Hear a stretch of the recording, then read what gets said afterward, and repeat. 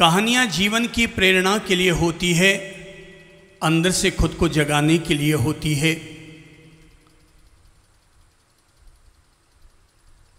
एक बहुराष्ट्रीय कंपनी का ऑफिसर जरूरी काम काज निपटाने के लिए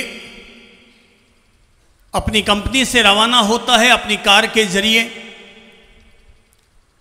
लेकिन जहां उसे जाना है वहां जाने पर पता चलता है कि आगे का रास्ता उसे नदी के जरिए, नौका के जरिए पार करना होगा।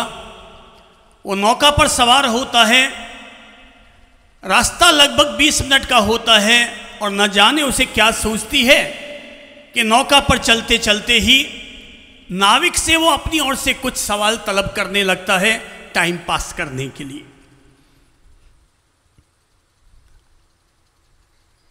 नाविक से पूछता है कि भैया क्या तुम किसी बहुराष्ट्रीय कंपनी के बारे में जानते हो? नाविक ने कहा, सर मैं तो किसी बहुराष्ट्रीय कंपनी के बारे में कुछ भी जानता नहीं हूं। मैं तो नौका चलाता हूं, इस पार से उस पार तक लोगों को पहुंचाता हूं और उससे जो मुझे आजीविका मिल जाती है मैं उससे अपना गुजारा करता हूं। ऑफिसर को थोड़ी मजाक सूझी और उसने कहा कि अगर तू किसी कंपनी के बारे में भी नहीं जानता है तो तेरी 25% जिंदगी तो केवल पानी में ही चली गई। अब उसने कहा, साहब आप जो भी कहो, मेरी तो पूरी जिंदगी ही पानी में है। थोड़ा और आगे बढ़े, थोड़ा और कुछ सवाल सूझा और ऑफिसर ने पूछा, तुम इंजीनियरिंग के बारे में जानते हो?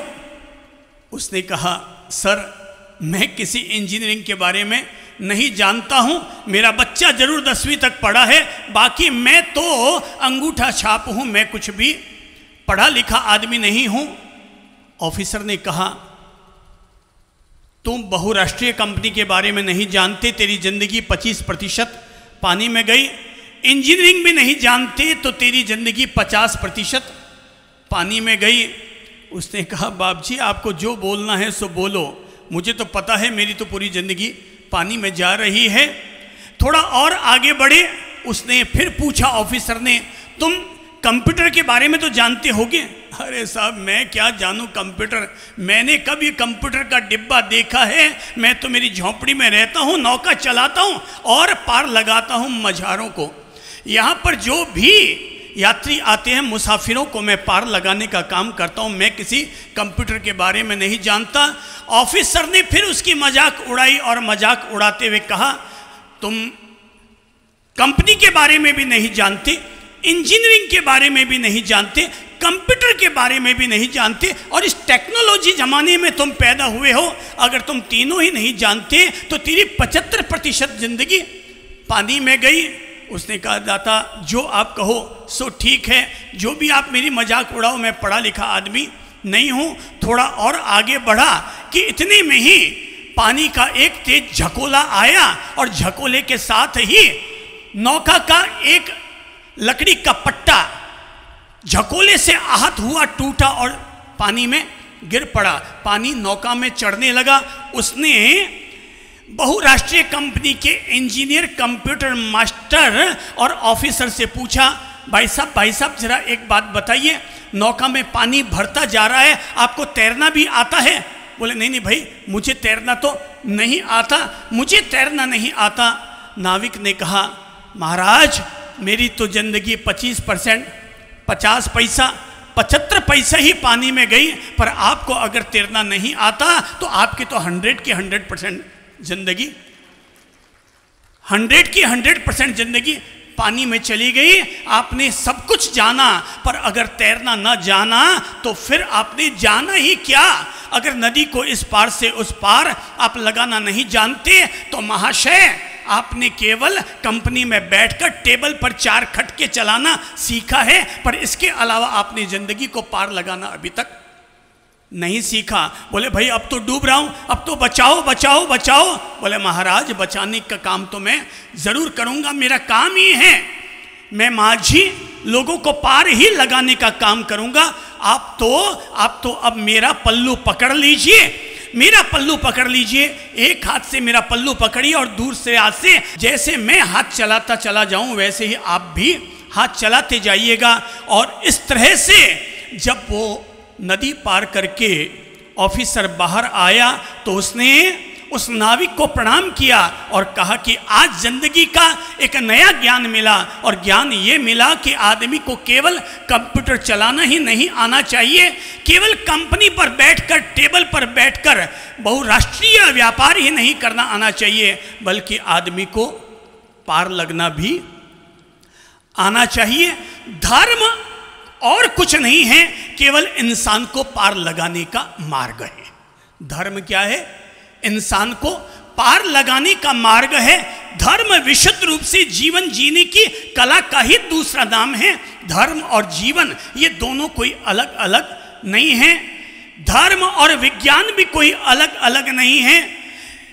धर्म ने हमेशा वैज्ञानिक परिणाम दिए हैं और विज्ञान ने हमेशा धर्म के द्वारा बताए गए रास्तों पर ही अपनी खोज की है। बिना धर्म का विज्ञान अंधा होता है और बिना विज्ञान का धर्म पंगु और लंगड़ा होता है। धर्म और विज्ञान दोनों एक दूसरे के पूरक होते हैं। अगर इंसान के जीवन में धर्म नहीं है तो समझ लीजिएगा वो व्यक्ति अपने आप को पार लगाना नहीं जानता।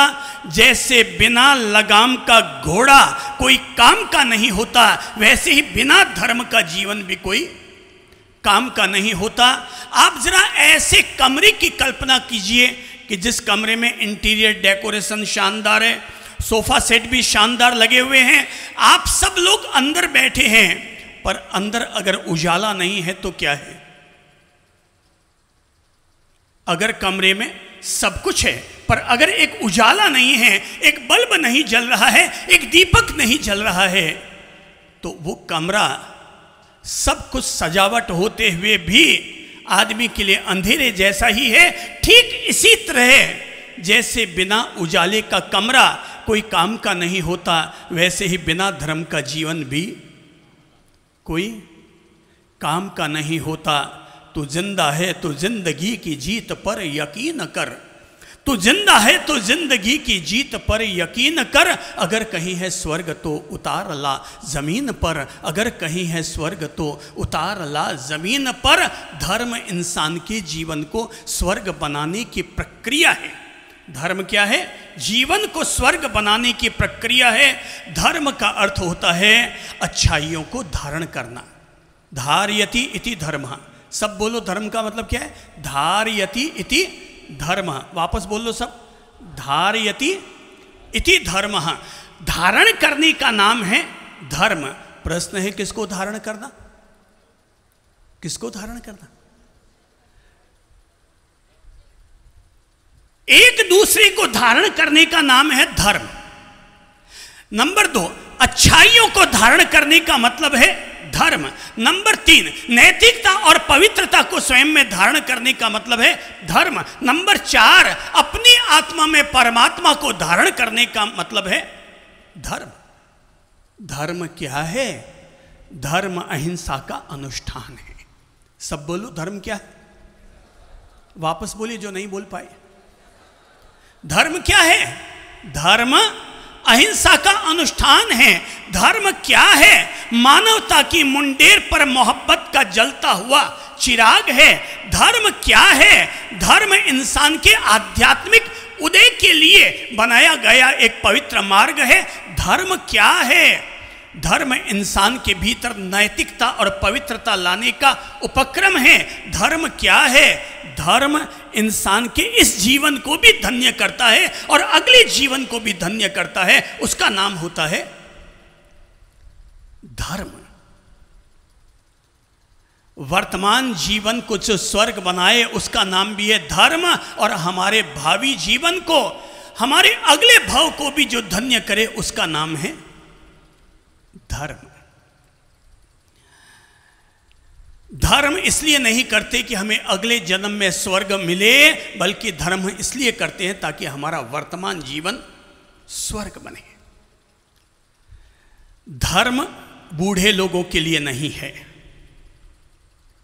लोग समझते हैं कि रिटायरमेंट के बाद आदमी करेगा क्या, बोले महाराजों के यहाँ जाओ, मंदिर में जाओ, अपना टाइम पास करो।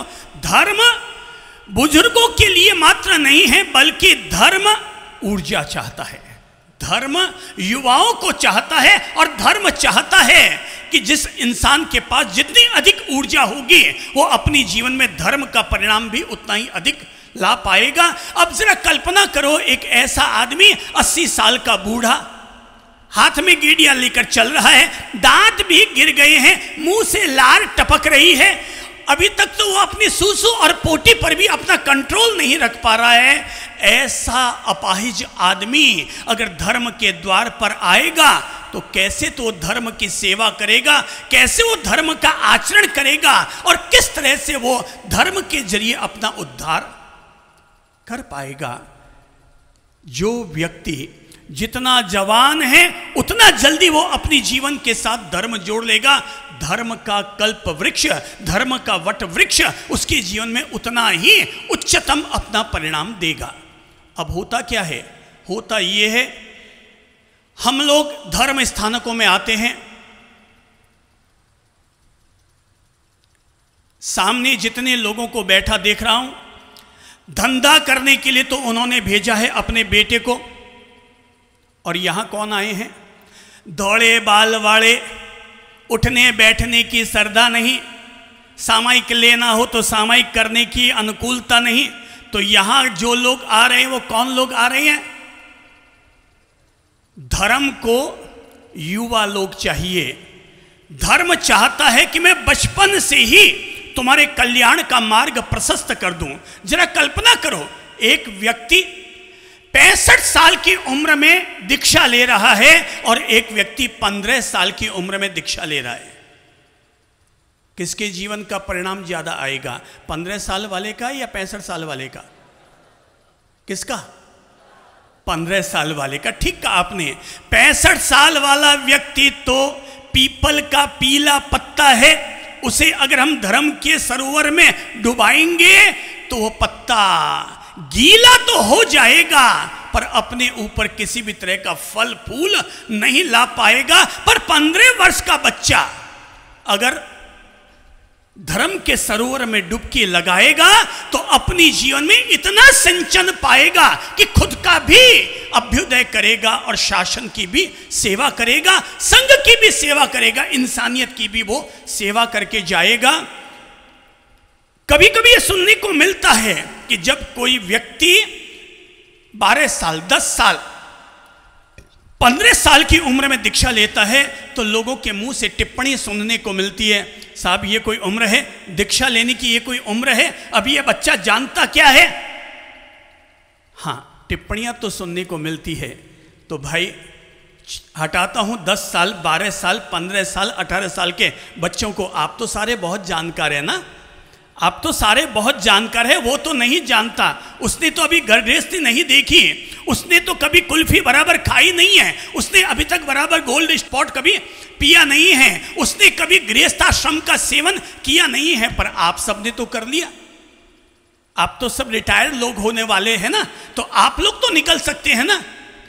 हम खुद तो निकलेंगे नहीं, और जो निकल रहा है उसकी टांग में अपनी टांग जरूर डालेंगे और कहेंगे वो अभी बेचारा क्या समझता है, निकलो ना, आपकी तो उम्र हो गई है, किसी को निकलना है तो निकलो। आप कहेंगे घर में बहू सेवा नहीं करे, वो ये काम नहीं करती, वो मेरा साथ नहीं देती, 10-10 धमीड़े खाते हो मगर फिर भी रहते हो वहीं के वहीं हो। आप कहते हो मेरा धंधा नहीं चलता, दुकान में घाटा चल रहा है, फैक्ट्री नहीं चल रही, मैं कहता निकल, तेरी फैक्ट्री छोड़, दुकान छोड़, तेरी जिंदगी भर की जवाबदारी मैं लेता हूं, तो बाहर तो निकल। नहीं साहब, रहेंगे तो वहीं भले 100 घाटे खाते रहेंगे। भाई साहब, महाराज की आलोचना करना आसान है और महाराज बनना ये एक बहुत बड़ी तपस्या और साधना है। ये एक बहुत बड़ी तपस्या और साधना है।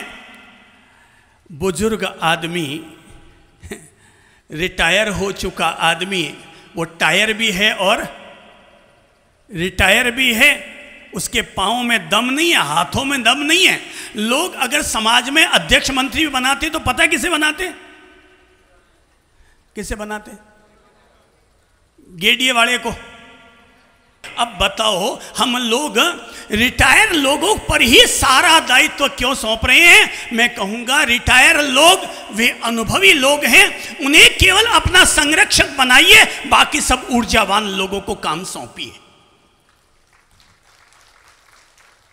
बुजुर्ग अनुभवी हैं, उन्हें अपना संरक्षक बनाइए, पर बाकी सारी जवाबदारी किस पर? ऊर्जावान लोगों पर दीजिए। घर की जवाबदारी अगर बूढ़ी सास और दादा सही अपने कब्जे में रखेंगे तब तक घर का कभी विकास नहीं होगा। और जैसे ही आने वाली पीढ़ी के बच्चों पर आप अपनी जवाबदारी सौंपेंगे, तुम 10 साल के लिए उन पर भरोसा करके देखो, तुम अब तक जो काम 80 साल में न कर पाए वो आने वाले केवल 10 साल में करके दिखा देंगे, क्योंकि आपके पास एनर्जी नहीं है और उनके पास एनर्जी है, उनके पास ऊर्जा है, वे कुछ करना जानते हैं, वे कुछ कर सकते हैं। गाइडलाइन आप अपनी जरूर दीजिए। धर्म को भी तो ऊर्जावान लोग चाहिए। धर्म को 80 साल की दादी सा नहीं चाहिए, धर्म को 25 साल की आपकी घर की बहू चाहिए। धर्म को आपके 65 साल वाले सफेद बाल वाले नहीं चाहिए, धर्म को आपके 18 साल वाला लड़का चाहिए, ताकि उनके जीवन में अगर कुछ बोया जाएगा तो आने वाले 50 साल तक वो काम आएगा। इसलिए अपने बच्चों को धर्म से जोड़ो, धर्म के पथ से जोड़ो, धर्म के संस्कारों से जोड़ो, धर्म के मूल्यों के साथ जोड़ो, ताकि आने वाले संसार का निर्माण हो सके, हम संसार को स्वर्ग बना सकें। मेरे भाई, समय चला, कैसे चला पता ही नहीं चला। बुजुर्ग आदमी बैठा हुआ घर में सोच रहा है, क्या समय चला, कैसे चला पता ही नहीं चला। कितने लोगों को ये लाइन सुनाई दे गई है? समय चला, कैसे चला, पता ही नहीं चला। अब जरा सब लोग बोल लो, समय चला, कैसे चला, पता ही नहीं चला। है? ये सारे काले बाल वाले कब दौड़े हो गए, पता ही नहीं चला। समय चला, कैसे चला, आगे बोलो, पता ही नहीं चला। समय चला, कैसे चला, पता ही नहीं चला। जिंदगी की आपाधापी में कब उम्र गुजर गई, पता ही नहीं चला। जिंदगी की आपाधापी में कब उम्र गुजर गई, पता ही नहीं चला। कल तक किराए के मकान से की थी जिंदगी की शुरुआत, कब घर का मकान और बंगला बन गया, पता ही नहीं चला। साइकिल पर पैडल मारते हुए कभी हाँफते थे हम, साइकिल के पैडल मारते हुए कभी हाँफते थे हम, कब पांव के नीचे कार आ गई, पता ही नहीं चला। कब पांव के नीचे कार और बाइक आ गई, पता ही नहीं चला। कल तक हमने जिन काले बालों पर इतराते थे, जिन काले बालों पर इतराते थे, कोई अमिताभ बच्चन कट और कोई राजेश खन्ना कट के बाल संवारते थे, कल कब हमारे बाल धोड़े हो गए, पता ही नहीं चला। कल तक हमने सुहाग रात के साथ अपनी जिंदगी की शुरुआत की थी और अपने कमरे में गुलाब के फूल, जूही के फूल, मोगरे के फूल लगा लगा कर और परफ्यूम छिड़क छिड़क कर हमने अपनी जिंदगी की शुरुआत की थी। कब उस कमरे में झंडू बाम, लाल बाम, हरा बाम और डोलो और कॉम्बी फ्लेम आ गया, पता ही नहीं चला।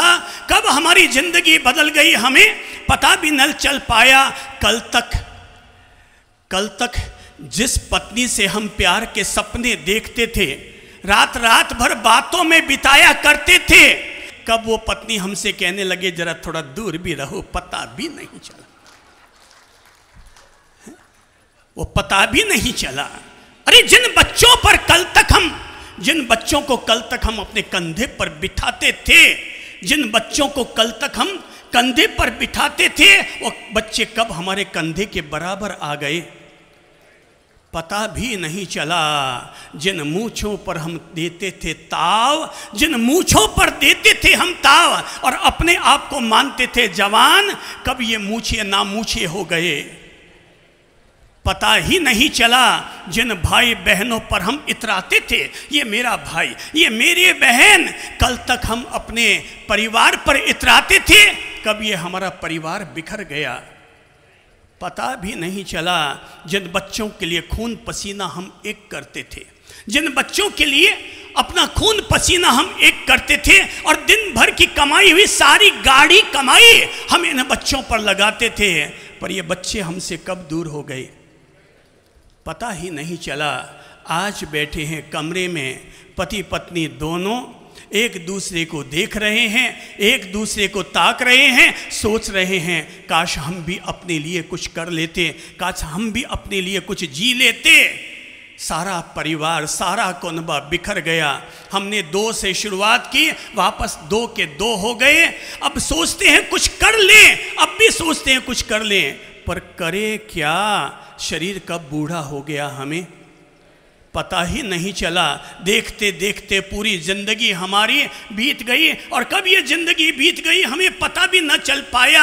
आज जब बैठकर अपने अतीत को देखते हैं तो ऐसे लगता है जैसे हमने कोई उपन्यास पढ़ा हो, हम वो नायक थे उपन्यास के, पूरा उपन्यास पढ़ लिया, आज बाबा वापस अकेले का अकेला हो गया।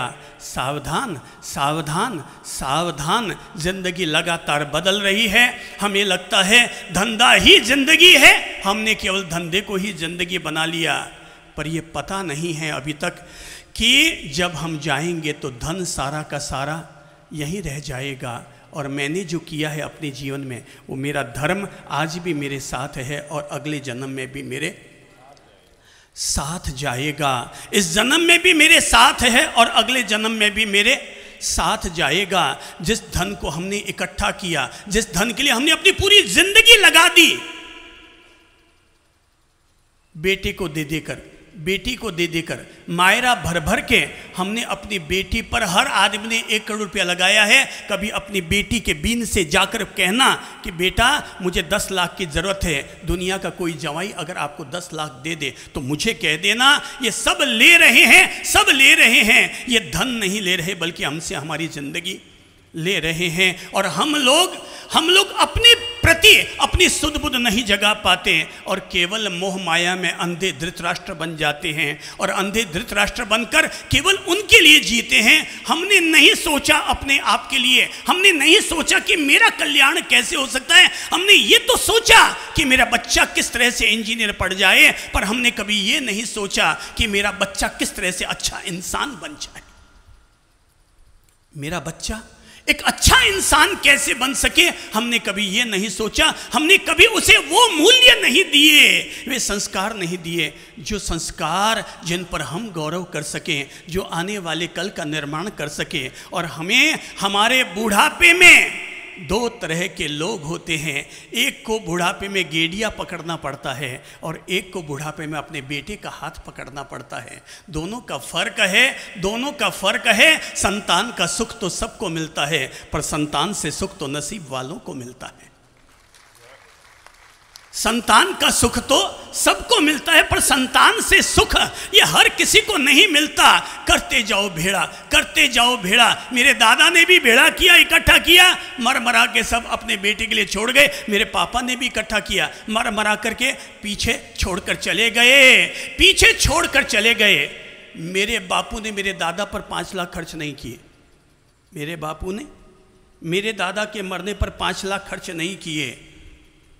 और उम्मीद रखता हूं कि आप भी जब जाएंगे तो आपका बेटा, आप भले उसके लिए जाते समय 15 करोड़ की फैक्ट्री छोड़कर जाइएगा, 20 करोड़ का अपना मकान छोड़कर जाइएगा, पर आपके मरने के बाद वो आप पर 20 लाख भी 21 लाख भी कहीं खर्च कर दे। उम्मीद रखूं कि ना रखूं, रखूं कि ना रखूं, है आप लोगों का मन क्या कहता है? ये मैं इसलिए कह रहा हूं कि नहीं नहीं, आपने झट से कह दिया नहीं नहीं, क्योंकि अपन ने भी अपने बाप दादों के लिए कुछ किया नहीं है। और जब अपन ने अपने बाप दादों के लिए कुछ किया नहीं है, आप में से कितने लोग हैं जो कह सकते हैं मेरे बापूजी जाते समय 5 करोड़ छोड़कर गए, हमने तो ओढ़बा उनको केवल उपालम भी दिया, जीते जी। पापा जी आपने केवल ये इतना सही प्लॉट लिया, 1-2 प्लॉट और खरीद लेते, आपके काको जी का क्या लगता था, हमने केवल उनको उपालम भी दिए हैं, इसके अलावा और कुछ नहीं दिया, वो छोड़कर चले गए, हमने उनके लिए कुछ न किया। हम भी जाएंगे तो हमारे पीछे हैं, हमारे पीछे कौन पीछे क्या करने वाला है। इसलिए जीवन में अगर आप 10 साल के हैं तो धर्म के संस्कारों से जुड़िए, 25 साल के हैं तो धर्म के संस्कारों से जुड़िए, 50 साल के हैं तो धर्म के संस्कारों से जुड़िए, 80 साल के हैं तो धार्मिक मूल्यों से जुड़िए। जिएंगे तो बेटा साथ देगा, और मरने की वेला आएगी तो बेटा पास में बैठकर आपको धर्म के मंत्र सुनाकर आपकी सदगति की व्यवस्था करेगा। और अगर धर्म के मंत्र न दिए, धर्म के संस्कार और मूल्य न दिए, तो बाप मरेगा तो बेटे आपस में झगड़ेंगे। बापूजी तो मर रहे हैं, चाबी कटे, व तिजोरी चाबी कटे, बैंक वाला पैसा कटे, बापूजी मर रहे हैं साइन करा लो यार, बाद में लफड़े खड़े होंगे, जैसे तैसे भी अंगूठा लगा लो। धार्मिक वो बाप जी ने कहा कि अभी अभी इलेक्ट्रॉनिक मीडिया में आया है कि दादी साहब मर गए तो बोले कि बाद में लफड़े खड़े होंगे, तो बोले मर गए तो क्या हुआ, कागज लाओ फटाफट, वो मरी हुई लाश का ही अंगूठे स्टाम्प पेड़ में लगाया, अंगूठा लगाया और चिपका दिया। बोले मरने से पहले दादी साहब सारे साइन करके गए हैं। ये दुनिया भाई साहब, कुछ लोग स्वार्थी प्रकृति के होते हैं, कुछ लोग सारथी प्रकृति के होते हैं। जो स्वार्थी प्रकृति के होते हैं वो मरने पर सीधा अंगूठा लगाने के सोचते हैं, और जो सारथी प्रकृति के होते हैं, क्या शब्द बोला मैंने, सारथी, तो कुछ लोग होते हैं जो युद्ध बनाना चाहते हैं, और कुछ लोग होते हैं जो सारथी बन करके विजय दिलाना चाहते हैं। मैं चंद्र प्रभु या ललित प्रभु आपके लिए केवल सारथी बनकर आए हुए संत हैं, जो केवल आपकी आत्मा का निस्तार कैसे हो सकता है, केवल इसी बारे में ही आपको प्रकाश और उजाला देते हैं। हर इंसान जब पैदा होता है तो अपने साथ 4 चवन्नियाँ लेकर आता है। कितनी वापस सब बोल लो, कहीं गूंगे हैं अभी भी। 4 चवन्नियाँ, कितनी, हाथ ऊपर उठा के बोलो तो 4 चवन्नियाँ लेकर आता है। ये इसलिए कह रहा हूं 4 चवन्नियाँ, क्योंकि अगर कोई आदमी आता है तो उम्मीद लेकर आता है कि शतायु भव का आशीर्वाद उसे फलेगा देगा। तो शतायु भव अर्थात वो 100 साल का होगा, और 100 साल का 1 रुपये में पैसे कितने, 100। तो ये समझो 1 रुपये में 100 पैसे, और 1 रुपये में चवन्नियाँ कितनी, 4। हो सकता है आज के बच्चों ने चवन्नियाँ नहीं देखी है, पर अपन सब लोगों ने तो चवन्नियों से ही गुजर कर आए हैं।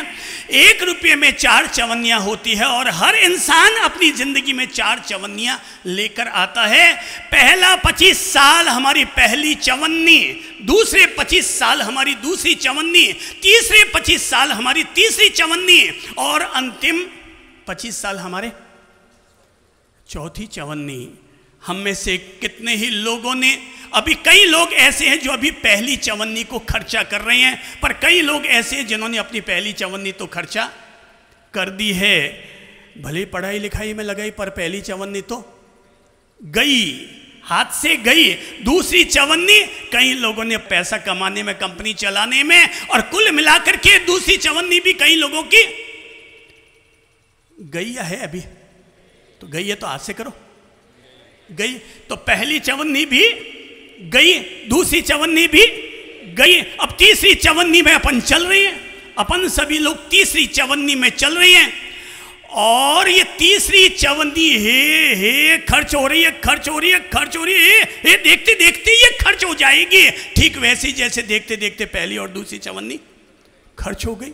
जैसे पहली और दूसरी चवन्नी हमारे हाथ से छटक गई, वैसे ही देखते देखते ये तीसरी चवन्नी भी आगे लुढ़क जाएगी, और चौथी चवन्नी का कोई पता नहीं है।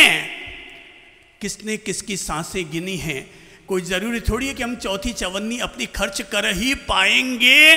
और चौथी चवन्नी वैसे भी हाथ में गेडिये वाली चवन्नी है, चौथी चवन्नी तो वैसे भी हाथ में गेडिये वाली चवन्नी है।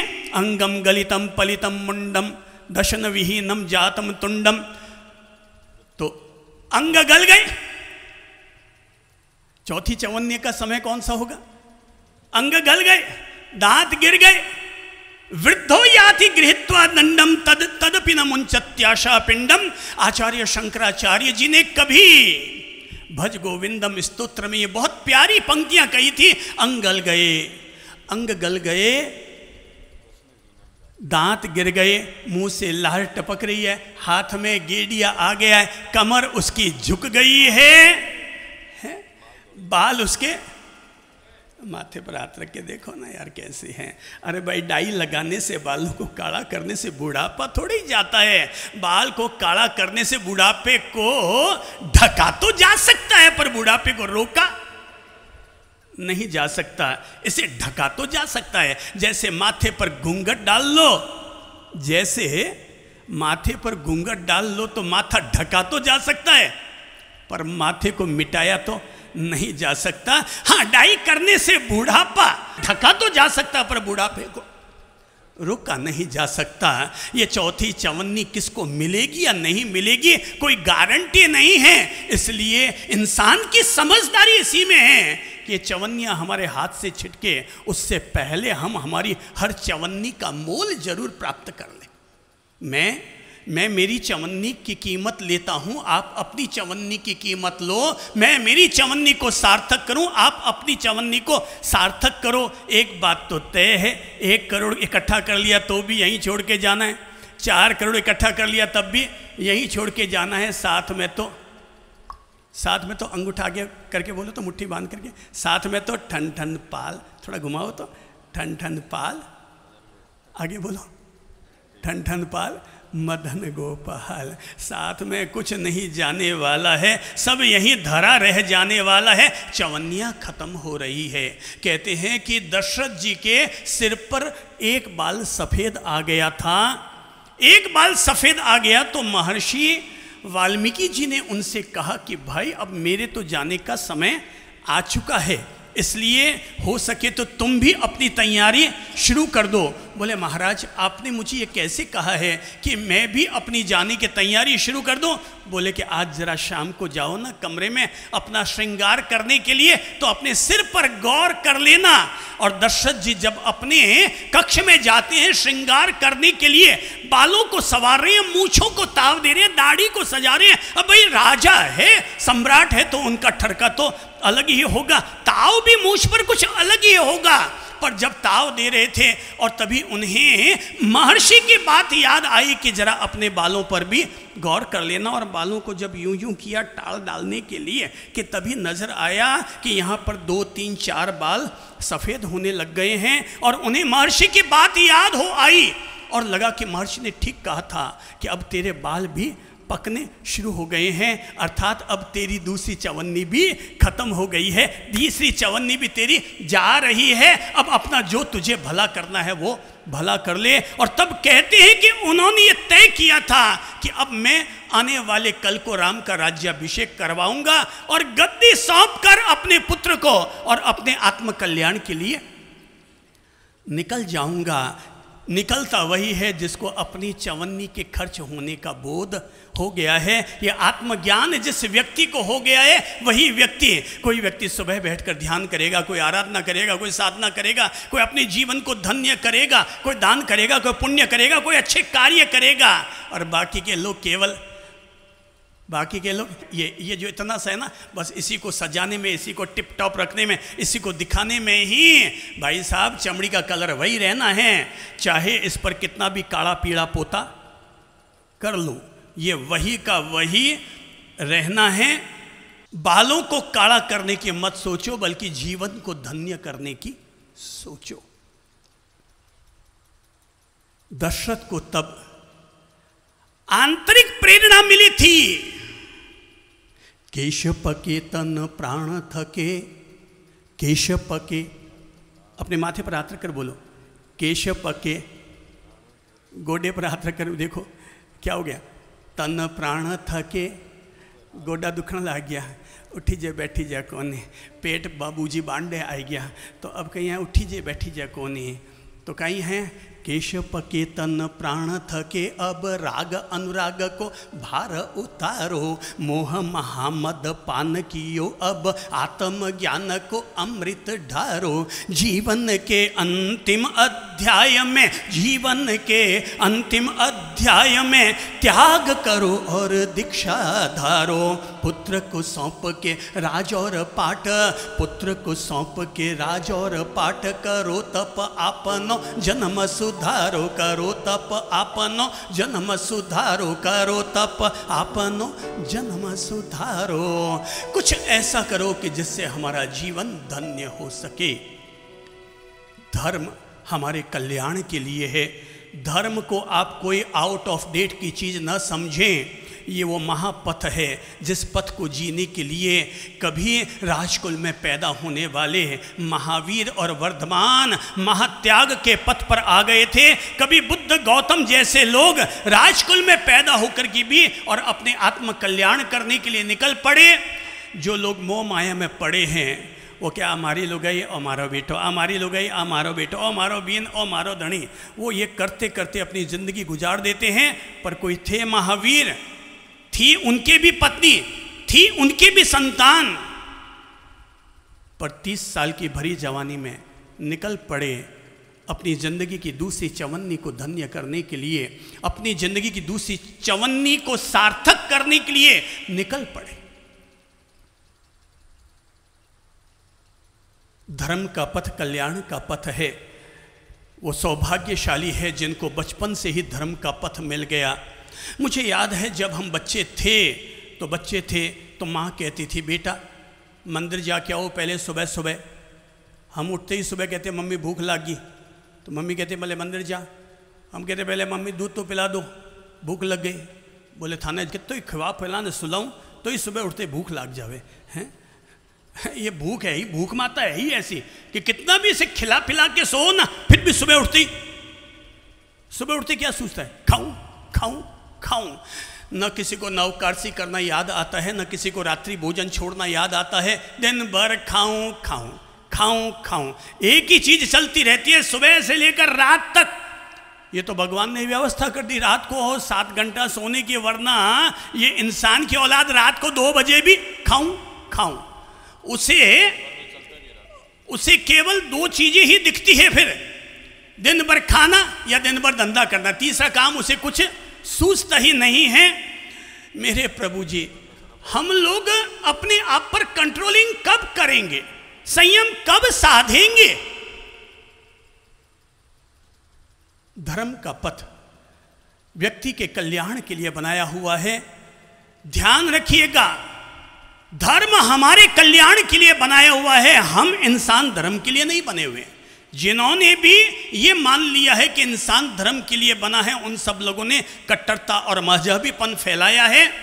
दुनिया में जितने भी धर्म हैं, सारे धर्म मानव समाज के कल्याण के लिए ही बने हुए हैं। ये सब धरती पर खिले हुए अलग अलग फूल हैं। हम लोगों को अपने आत्मा के कल्याण के लिए, स्वयं के कल्याण के लिए निश्चित तौर पर जागरूक होना चाहिए। और चंद्र प्रभु केवल जीने की कला में केवल व्यवहारिक ज्ञान ही नहीं देते हैं, बल्कि अपनी ओर से लोगों की चेतना को जगाने के लिए भी मैं प्रेरित कर रहा हूँ, अंदर से जगा रहा हूँ। मैं विश्वास पूर्वक कहता हूँ साहब, मैं धार्मिक संत हूँ, मैं धार्मिक व्यक्ति हूँ। मेरा विश्वास है धर्म पर। मैंने जिस कुल में, जिस समाज में, जिस परंपरा में मैंने जन्म लिया है, वो पूरी परंपरा, पूरा वंश धार्मिक परंपरा का रहा है। और हम लोग सभी सुबह से अपनी धर्म पूर्वक अपनी शुरुआत करते हैं और हर दिन का समापन भी धर्म के साथ ही करते हैं। जो व्यक्ति अपने धर्म के साथ दिन की शुरुआत करता है, उस व्यक्ति का दिन भी धन्य होता है, रातें भी धन्य होती है। पर जो लोग बिना धर्म के अपना जीवन जीते हैं, उनका दिन भी निष्फल चला जाता है और रातें भी उनकी निष्फल ही जाया करती है। जो धर्म पूर्वक जीते हैं, उनका जीवन योग पूर्वक जिया जाता है, और जो बिना धर्म के जीवन जीते हैं, उनका जीवन केवल भोग के लिए ही समर्पित रहता है। इंसान अपने आप को तपाए। मेरे भाई, हर व्यक्ति को अपने कल्याण के प्रति जागरूक रहना चाहिए। आप हमसे प्रेरणा लो। हम तो वो हैं, हम जिस कुल में पैदा हुए, 4 लोगों ने दीक्षा ली। हमारे माता पिता और हम 2 भाई 4 लोगों ने दीक्षा ली और अपना आत्म कल्याण किया। आप अगर हम गुरुजनों से प्रेम करते हैं तो आप भी अपने जीवन को इन्हीं गुरुजनों की तरह धर्म में बनाएं, मंगलमय बनाएं, कल्याणमय बनाएं। हमने इसी धर्म सप्ताह में प्रवेश करते हुए सबसे पहले हमने महामंत्र नवकार के साथ धर्म में प्रवेश किया था। इस सद्भाव के साथ धर्म में प्रवेश किया था कि धर्म हमारा मंगल करे, धर्म हमारे सारे पापों का नाश करे। जो व्यक्ति नवकार मंत्र या धर्म मंत्र के साथ अपने दिन की शुरुआत करता है, ऐसा करके व्यक्ति का धर्म में प्रवेश हो रहा है। आपके दिल में किसका प्रवेश है ये देखो कि आपके दिल में कौन रहता है। आपके दिल में पत्नी रहती है, अच्छी बात है, बच्चे रहते हैं, अच्छी बात है, मम्मी पापा रहते हैं, अच्छी बात है, पति रहते हैं, अच्छी बात है, पर जरा ये तय करो कि आपके दिल के घर में अभी तक प्रभु का प्रवेश हुआ या नहीं हुआ। और लगता है प्रभु का प्रवेश नहीं हुआ। वे हर कोई व्यक्ति सुबह उठते ही करबद्ध हो, चेहरे पर मुस्कान लाएं, एक प्यार भरे नवकार मंत्र का सुमिरन करके अपने दिन की शुरुआत करें। ऐसा करते ही आपके दिल में प्रभु का प्रवेश हो गया है। अगर आप 5 नियमों का पालन करते हैं, जो व्यक्ति 5 नियमों का पालन करता है वो व्यक्ति कर्मजात जैन बनता है। जैन वो नहीं होता जिस व्यक्ति का जन्म किसी जैन कुल में हुआ है, कि लोढ़ा है, कि बोथरा है, या कोई चौधरी है, कोई मेहता है, कोई बंसाली है, कोई नाहर है। जैन तब बनता है आदमी जब उसके जीवन में 5 नियम, 5 व्रत अंगीकार होते हैं। 5 व्रत, सभी लोग बोलो। नंबर 1 अहिंसा, सब बोलो। नंबर 1, नंबर 2 सत्य, नंबर 3 अचौर्य, नंबर 3 अचौर्य, जो नहीं बोल पाए वो भी बोल लो। नंबर 1 अहिंसा, नंबर 2 सत्य, नंबर 3 अचौर्य, नंबर 4 अपरिग्रह, नंबर 4 अपरिग्रह, और नंबर 5 शील धर्म। नंबर 5 शील धर्म। जो व्यक्ति अपने जीवन में इन 5 नियमों का अपने साथ पालन करता है वही व्यक्ति कर्म से जैन बनता है। अगर आपके जीवन में ये 5 नियम आपने धारण कर रखे हैं तो आप चाहे जिस परंपरा के हों, आप अपने आप को जैन कह सकते हैं। पर अगर आपके जीवन में ये 5 नियम नहीं हैं तो जैन कुल में पैदा होकर के भी अपने आप को जैन कहना यह धर्म का अपमान है। 5 नियम वापस सब बोलते हैं। नंबर 1, मैं हिंसा नहीं करता हूं। मेरा पहला नियम क्या है? मैं हिंसा नहीं करता हूं। मैं खान पान ऐसा नहीं करता जिसमें हिंसा हो। मैं व्यापार ऐसा नहीं करता जिसमें हिंसा हो। मैं समाज की ऐसी नीतियों का समर्थन नहीं करता जिसमें हिंसा हो। मैं सरकार की किसी भी संपत्ति को तोड़ फोड़ नहीं करता, क्योंकि मैं अहिंसक हूं। तो मेरा पहला नियम, मैं हिंसा, सब बोलो, मेरा पहला नियम क्या है? थोड़ा रट रट के दिमाग में रट लो। मेरा पहला नियम क्या है?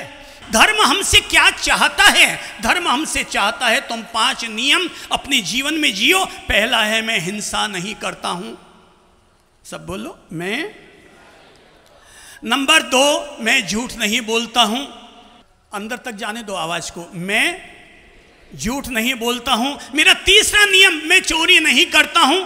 मैं चोरी नहीं करता हूं। मेरा चौथा नियम, मैं बिना किसी जरूरत के परिग्रह नहीं रखता हूं। मैं बिना किसी जरूरत के परिग्रह नहीं रखता हूं। और 5वां नियम, मैं मेरे शील धर्म का पालन करता हूं। 5वां नियम क्या है? सब बोलो।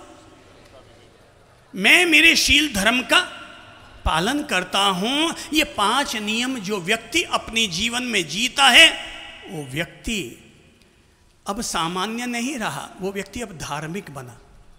जो व्यक्ति इन 5 नियमों को जीता है अब वो सामान्य, केवल भौतिकता को जीने वाला इंसान नहीं रहा, उसका दर्जा ऊंचा हुआ।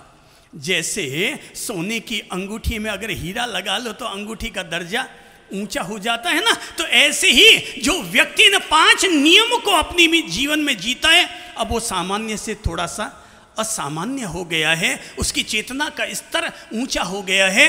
अब मैं जिस तरफ आपको लेकर चल रहा हूं वो है 6 कर्तव्य। क्या है वो? 6 कर्तव्य। ये वो कर्तव्य है, वह मार्ग है जो इंसान को अब श्रावक बनाने का काम करता है। क्या करता है वो? श्रावक बनाने का काम करता है। भाई साहब जरा एक बात बताओ, कोई व्यक्ति अगर संत है और वो संत धर्म का पालन नहीं करता तो क्या वो संत है? यस या नो? नो। तो ऐसे ही कोई व्यक्ति अगर अपने आप को श्रावक कहता है या श्राविका कहता है, पर अगर वो श्रावक धर्म का पालन नहीं करता तो क्या उसे श्रावक कहना चाहिए? नहीं कहना चाहिए। तो क्या है वो रास्ता जिससे व्यक्ति श्रावक बनता है? वो कौन सा मार्ग है जिससे गुजर करके आदमी श्रावक या श्राविका बनता है? श्रावक शब्द में 3 अक्षर हैं। कौन कौन से हैं बोलिए तो? नंबर 1 श, नंबर 2 व और नंबर 3 है क। श अर्थात श्रद्धा, सब बोलो। श अर्थात श्रद्धा, व अर्थात विवेक, व अर्थात विवेक, और क अर्थात क्रिया, क अर्थात क्रिया। तो श्रावक के 3 अक्षर हैं श, व और क। श यानी श्रद्धा पूर्वक, व यानी विवेक पूर्वक, क अर्थात क्रिया करने वाला। श्रद्धा सहित विवेक पूर्वक क्रिया करने वाला व्यक्ति होता है श्रावक। अगर आप ऐसा करते हैं, क्या आप अपनी हर क्रिया को श्रद्धा सहित विवेक पूर्वक करते हैं, आपको अब मैं दर्जा दे रहा हूं और वो दर्जा है श्रावक का दर्जा। भाई साहब पद्मश्री पाना अलग बात है, समाज रत्न बन जाना अलग बात है, पर श्रावक रत्न बन जाना ये जन्म जन्म के निस्तार का पद है। श्रावक बन जाना ये बहुत बड़ा पुण्यमयी पद है, ये बहुत बड़ा आनंदमयी पद है, ये बड़ा अमृत पद है कि व्यक्ति अब श्रावक बन गया है। अब ये सामान्य व्यक्ति नहीं रहा, अब ये श्रावक बन गया है, अब ये गृहस्थों में श्रेष्ठ व्यक्ति बन चुका है। 6 कर्तव्य श्री भगवान ने कभी कहे थे जो व्यक्ति को उसके व्यक्तित्व में श्रावक धर्म की ऊंचाई देता है, और वो 6 पद, 6 कर्तव्य। अब जरा इनको थोड़ा सा लीजिए और अपने आप को श्रावक बनाइए। आज घर पर जाकर के इत्मीनान से चिंतन कीजिए, इन 6 कर्तव्यों को अपने जीवन के साथ लागू कीजिए, और रात को सोने से पहले अपनी आत्मा से कहिए, आज से अब मैं श्रावक बन रहा हूँ, आज से मैं अपने आप को श्राविका बना रहा हूँ, आज से मैं उस पथ पर आ रहा हूँ जिस पथ को हम कहेंगे ये महापुरुषों का पथ है, ये कल्याण का पथ है, ये आत्म कल्याण का पथ है।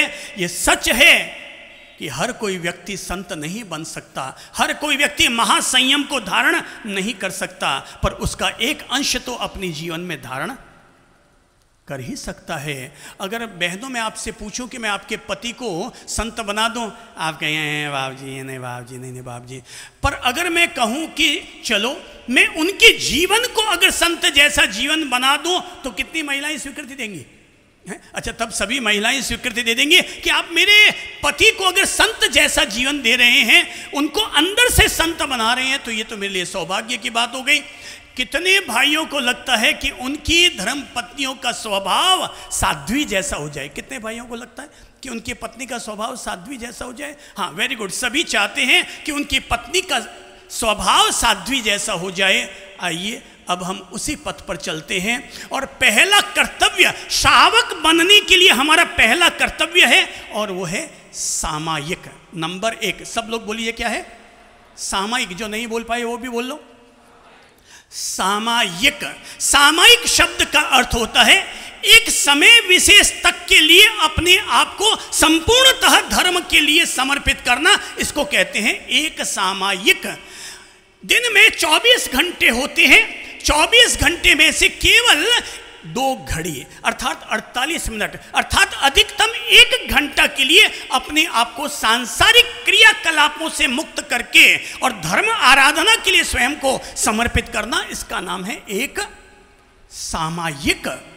सामायिक में हम क्या करते हैं? उस 1 घंटे के दौरान हम एक सामयिक में क्या करते हैं? नंबर एक, हम अपनी उस एक सामयिक में अर्थात 2 घड़ी के लिए जब हम एकांत में जाकर अपनी आराधना के लिए बैठे हैं तब हम क्या करेंगे? नंबर एक, सभी प्रकार के आर्त ध्यान और रौद्र ध्यान का त्याग।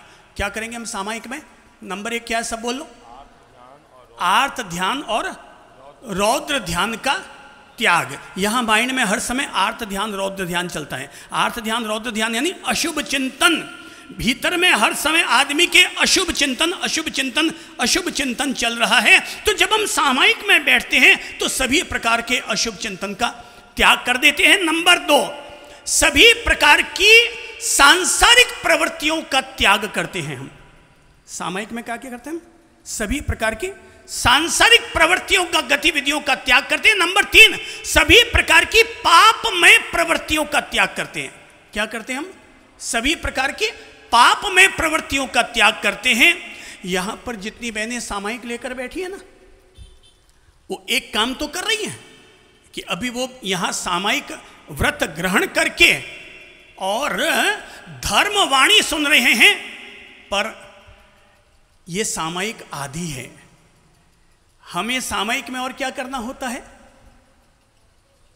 नंबर 1, पज्जू आसामी यानी पर्युपासना करता हूं।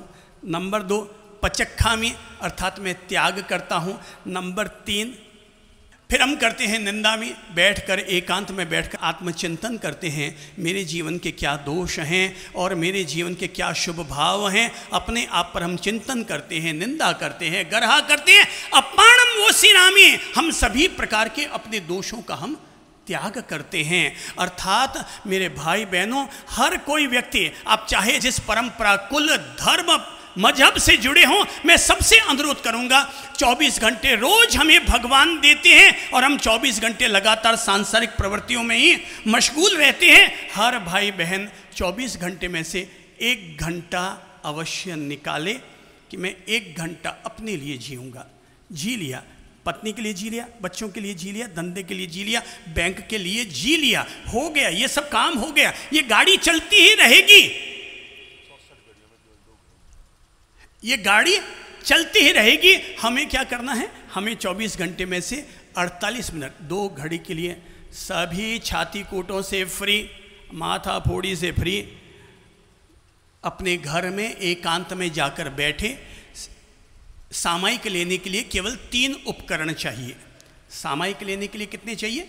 3 उपकरण। अगर आपके पास ये 3 उपकरण हो तो आप ये तीनों उपकरण रख सकते हैं, और अगर ये तीनों उपकरण नहीं हो तो आप केवल सामान्य आसन बिछा करके बैठ सकते हैं। धुले हुए कपड़े रख करके पहनो, आप घर गृहस्थी में जीते हैं तो हो सकता है संयम असंयम हो भी सकता है, इसलिए धुले हुए वस्त्र पहन करके बैठो। एकांत में गए, वहाँ जाकर के आपने एक सामयिक व्रत ग्रहण किया, हाथ जोड़े, 3 बार नवकार मंत्र बोलिए और मन में ये धारणा कीजिए, अब मैं 1 घंटा के लिए स्वयं को सामयिक में स्थापित कर रहा हूँ, अर्थात अब मैं समता में आ रहा हूँ।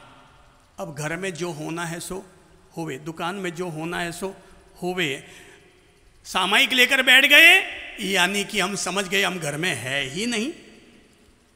अब बहू से अचार का बांध फूट गया, अपन घर में है ही नहीं। आप यहाँ बैठे हैं, दिव्य सत्संग में बैठे और पीछे कोई नुकसान हो गया तो क्या होगा? तो कोई पता नहीं, क्योंकि आप वहां पर है ही नहीं। और सामयिक लेकर बैठे, इसका मतलब हम घर में है ही नहीं। सामयिक लेने का मतलब है 1 घंटे के लिए मैं मर गया, दुनिया से मर गया, अब दुनिया में जो होना है सो होवे, वो वहां की भवितव्यता थी सो हो रहा है। अब 1 घंटा के लिए मैं मेरे अपनी साधना के लिए, अपनी आराधना के लिए बैठ रहा हूं। सामयिक में 3 उपकरण चाहिए। पहला, बाईस आइए तो इधर, हाँ नंबर 1, हाँ ऊपर आइए दौड़ के, वो अपना आसन भी लेके आइए। देखिए अब 3 उपकरण यहाँ मेरे पास रखिए, तो ऊपर यहाँ छोड़िए 3 उपकरण, हाँ छोड़ दीजिए। नंबर 1, सामयिक करने के लिए हमें केवल 3 उपकरण चाहिए। ये दोनों भी यहाँ रखिए 1 मिनट के लिए। नंबर 1 छोड़ दीजिए भाई साहब। नंबर 1 सबसे पहले चाहिए ये मुख वस्त्रिका। क्या चाहिए हमें सबसे पहले? मुखवस्त्रिका इसलिए ताकि हम सामायिक के दौरान वहाँ बैठकर कोई भी आराधना कर रहे हैं तो हमारे मुंह से जो स्वर निकलेंगे, जो हवा निकलेगी, तो हवा में चलने फिरने वाले जीवाणु न मर जाएं, इसलिए हम बोलते समय ये एक रुमाल, एक मुखवस्त्रिका रख लेते हैं। और मुखवस्त्रिका 11 इंच बाई 11 इंच की एक मुखवस्त्रिका, कितने बाई कितने की, 11 बाई 11 इंच का ये एक रुमाल हो गया। बस उसे लपेट करके हम बैठ गए। दूसरा है ये सामायिक करने के लिए, दूसरा है इसे परंपरा में भाषा में बोलते हैं चरवला या पूंजनी। और इसका जो उद्देश्य वो होता है, जब हम सामायिक लेने बैठते हैं तो वहाँ पर बैठने से पहले ज़मीन का प्रमार्जन कर लेते हैं। वो इसलिए ताकि अगर कोई सूक्ष्म जीवाणु भी वहाँ पर पहले से बैठा है तो हमने उसे हटा दिया, उसके बाद आसन लगाया ताकि वहाँ पर किसी भी तरह की हिंसा हमारे द्वारा न हो जाए, क्योंकि हम सभी प्रकार की पाप में क्रियाओं का त्याग कर रहे हैं। तो ये हमने पहले हिंसा मूलक जो क्रिया होती है हमने उसका त्याग किया, हमने अहिंसा का पालन किया, तो बैठ गए। अब हम आसन बिछाते हैं। तो एक तो है ये आसन, ठीक है, आसन बिछा दो। आसन बिछाने से आप पृथ्वी के गुरुत्वाकर्षण से मुक्त हो गए, हाथ में मुखवस्त्रिका आ गई और हाथ में ये तीसरा चरवला आ गया। पर अगर आपको लगता है ऐसा आपके पास नहीं है, आप सामान्य रुमाल भी अपने पास रख सकते हैं और रुमाल अपने हाथ में लेकर के आप सामायिक की आराधना के लिए बैठ सकते हैं। वो भी नहीं है आसन लगाकर बैठ जाइए, वो भी नहीं है केवल ध्यान करने के लिए बैठ जाइए, सामायिक आपकी शुरू हो गई। केवल संकल्प भीतर में लेना जरूरी है, केवल संकल्प भीतर में लेना जरूरी है कि अब मैं एक मुहूर्त यानी 2 घड़ी अर्थात 48 मिनट के लिए अब मैं धर्म आराधना के लिए स्थित हो रहा हूं। अब मैं सभी प्रकार के सांसारिक क्रियाकलापों से अपने आप को क्या कर रहा हूं, बाहर निकाल रहा हूं, मुक्त कर रहा हूं। इसका नाम है एक सामायिक। सामायिक में जब आप बैठें तो 20 मिनट आप परमात्मा की आराधना कीजिए, चाहे आप भक्ताम्र बोलिए, नवकार मंत्र का जाप कीजिए, जो आपको ठीक लगे। 20 मिनट आप परमात्मा से जुड़िए, फिर 20 मिनट आप अपनी आती जाती सांसों पर अपने माइंड को स्थिर करके मेडिटेशन कीजिए। और नंबर 3, 20 मिनट तक, उसके बाद 20 मिनट तक आप धर्म शास्त्र का पारायण कीजिए अर्थात स्वाध्याय कीजिए और अपनी बुद्धि को परिष्कृत कीजिए। तो 20 मिनट किसके लिए है? पहले 20 मिनट किसके लिए, सब बोलो तो, परमात्मा की आराधना के लिए। नंबर दूसरा 20 मिनट किसके लिए है? किसके लिए?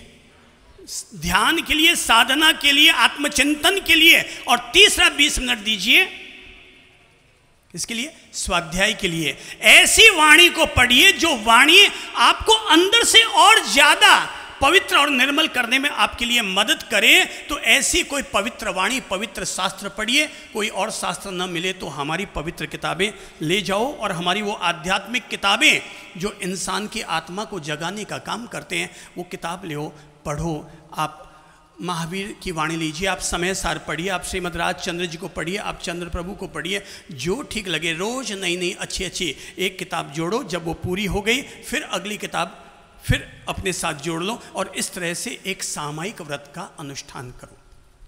कितनी सामायिक? एक सामायिक। सामायिक करने से होगा क्या? नंबर 1, जब आप सामायिक में बैठते हैं तो सबसे पहला दान होता है और दान है अभय दान।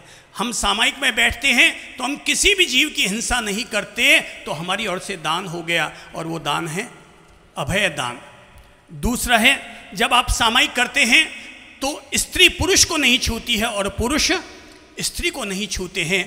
तो ये मर्यादा रखने के कारण उसके शील धर्म का भी पालन हो गया। धर्म के 4 जो चरण होते हैं, दान, शील, तप और भाव, चारों चरण एक साथ सामायिक में जी लिए जाते हैं। आपने किसी की हिंसा नहीं की तो अभय दान दिया, इसलिए पहला धर्म दान हो गया। स्त्री और पुरुषों ने अपनी अपनी मर्यादा रखी तो शील धर्म का पालन हो गया। और सामायिक के दौरान हम कुछ भी खाने पीने का काम नहीं करते, तो 1 घंटा तक हमारे लिए तप धर्म का आचरण हो गया। और सामायिक में बैठकर हम परमात्मा का ध्यान कर रहे हैं तो धर्म का चौथा चरण शुभ भाव, वो भी हमारे द्वारा आचरण में आ गया। तो एक सामायिक यानी कि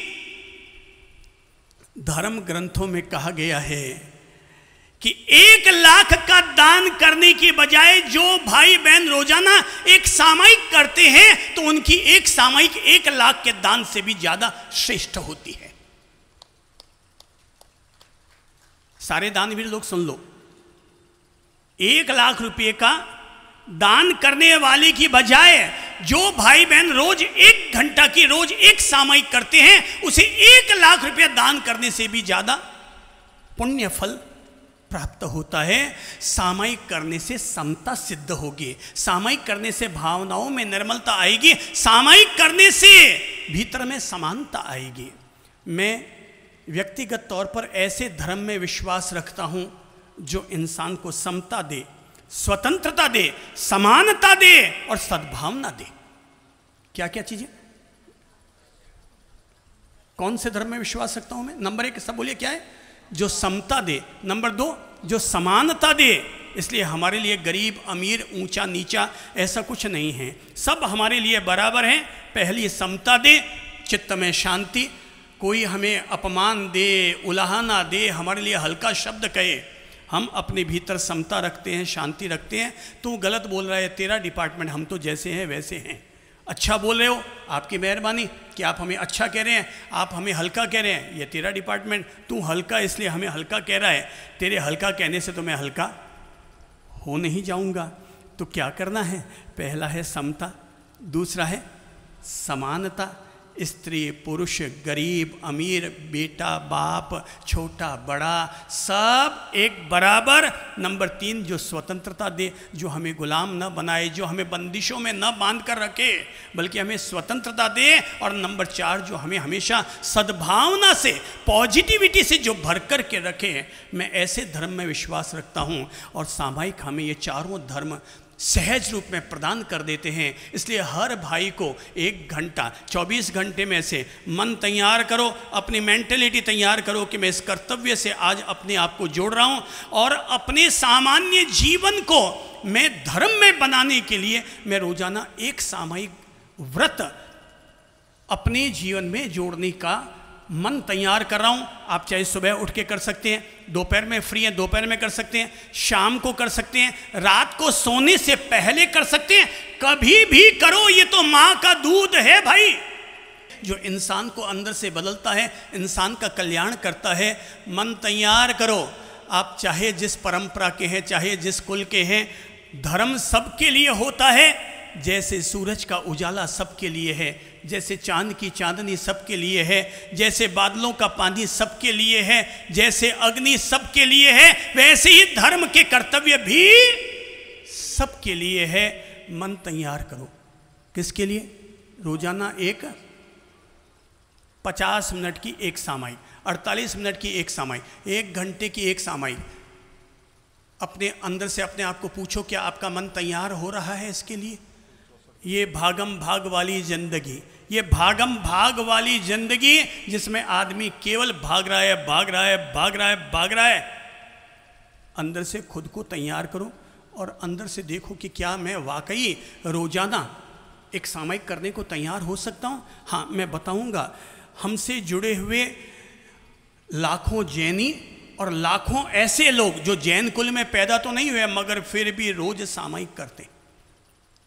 संबोधि धाम के उपाध्यक्ष हैं अमरा राम जी कुमावत, प्रजावत जाति से खेत खलिहानों के काम करने वाले लोग हैं, मगर रोज सामयिक करते हैं। और जब तक एक सामयिक न कर ले वो तो मुंह में पानी भी नहीं डालते हैं। तो अपने आप को जाति पंथ परंपरा से बाहर निकालो और मन तैयार करो कि आज से मैं रोजाना एक सामयिक करूंगा। रोज हो जाए तो अच्छा, पर अगर रोज न भी हो पाए तो कम से कम सप्ताह में 5 बार तो मैं सामयिक जरूर करूंगा। कितनी बार? सप्ताह में 7 दिन हो सके तो अच्छी बार, पर सप्ताह में 7 दिन ना हो पाए तो क्या करो? 5 दिन। कितने लोग तैयार हो सकते हैं?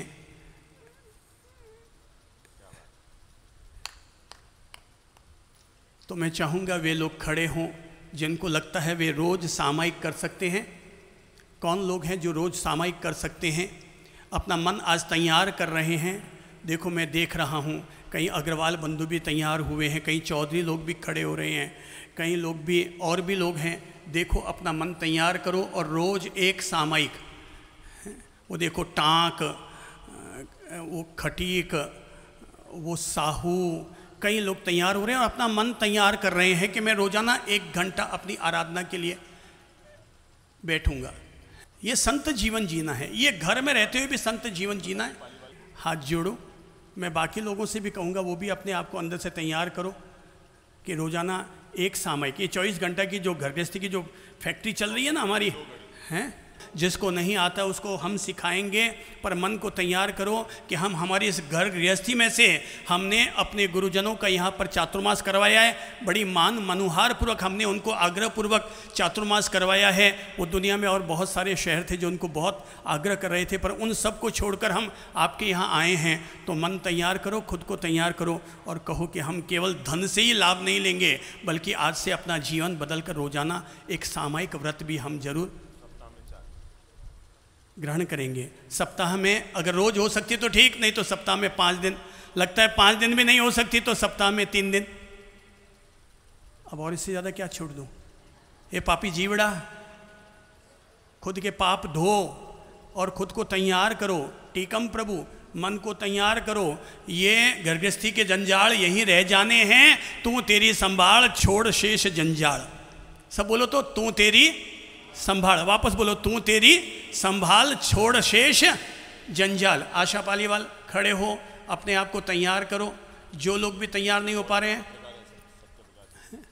वो देखो, वो सामने खड़े हुए हैं, जो दिल्ली के इतने बड़े पत्रकार हैं, पर अंदर से उन्होंने प्रेरित किया कि मैं अपने आप को आज से एक सामयिक, आपका नाम क्या पूरा? सत्यप्रकाश जी, आगे सत्यप्रकाश जी अग्रवाल, वेरी गुड। उन्होंने भी अपने आप को प्रेरित किया है। तो अग्रवाल खड़े हो रहे हैं, उधर वो टांक, उधर वो जीनगर और पता नहीं कितने कितने सभी जातियों के लोग मुझे यहाँ पर दिखाई दे रहे हैं। जैनों के तो सारी तरह की जातियों के लोग नज़र आ रहे हैं, पर जो लोग नहीं बैठ पाए, जो लोग अभी तक अपने आप को तैयार नहीं कर पा रहे, मैं कह रहा हूँ फिर अपने आप को मोटिवेट करो।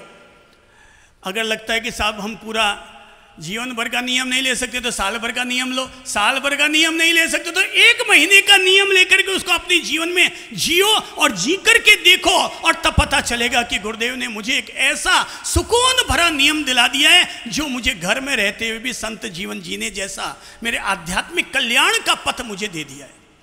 कोई अगर फिर भी हो, मैं कहता हूँ 1 महीने का ही नियम लो, और 1 महीने का नियम लेकर के भी और एक सामयिक में अपने आप को जरूर स्थित करो। जो लोग बैठे हैं उनको फिर प्रेरणा दूंगा, लो आप महावीर के पथ के पुजारी बनो और अपने आप को सामयिक व्रत के लिए निष्ठाशील बनाओ।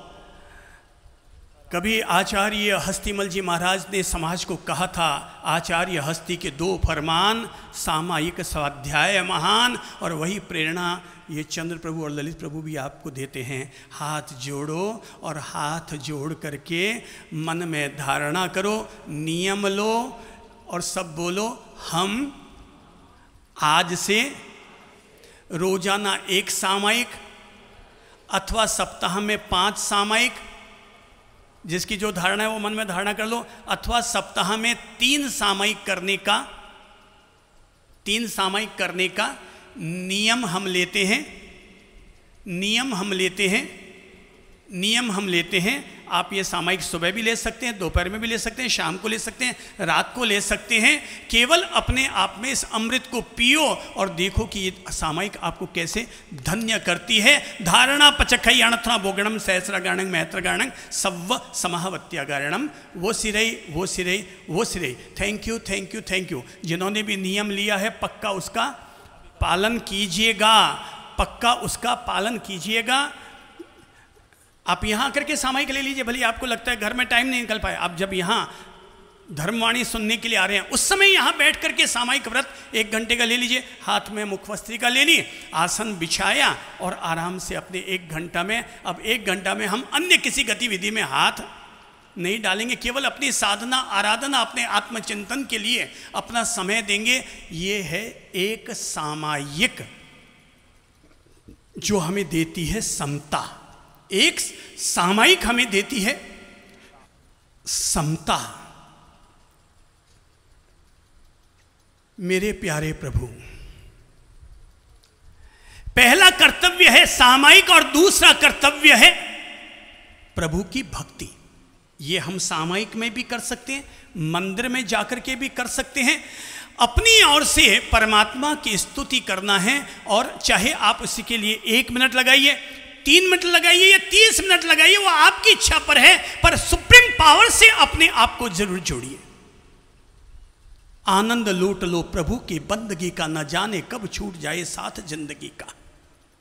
आनंद लूट लो प्रभु की बंदगी का, न जाने कब छूट जाए साथ जिंदगी का। चाहे 1 मिनट ही सही, लेकिन आंखें बंद की और आंखें बंद करके सुप्रीम पावर के साथ जुड़ो और उनकी स्तुति गाओ, उनकी प्रार्थना करो।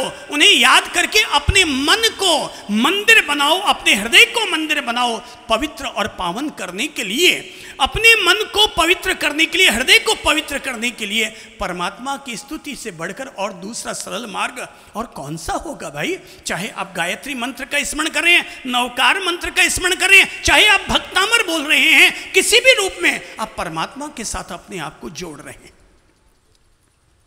उनकी स्तुति, उनकी प्रार्थना हमारे दिल को और मन को पवित्र करती है, हमारे हृदय को पावन बनाती है।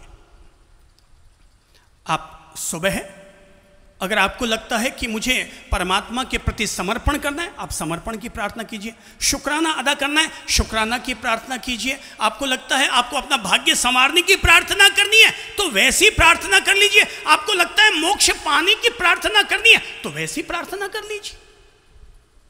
जो आपका दिल कर रहा है, आप अपने दिल के भावों के अनुसार परमात्मा के साथ जुड़िए। मेरी तो भाई सांस सांस में प्रभु बसते हैं। मुझे तो कोई आदमी व्यक्ति प्रणाम भी करता ना आकर, तो मैं ये नहीं मानता वो मुझे प्रणाम कर रहा है। वो जैसे ही आता है, पाँव छूता है, पाँव छूते ही मैं कह देता हूँ श्री प्रभु शरणम, अर्थात तुझे परमात्मा की शरणागति मिले। भाई मैं तो तटस्थ होकर सामने खड़ा हूँ, आप कोई प्रणाम कर रहे हैं या क्या कर रहे हैं वो आपका डिपार्टमेंट। आपने प्रणाम किया, आपने अपनी विनम्रता समर्पित की, मैं तो उसे क्या करता हूँ, श्री प्रभु शरणम। आपने कहा प्रभु प्रणाम, मैं वापस कह देता हूँ श्री प्रभु शरणम, अर्थात आपको परमात्मा की शरणागति मिले।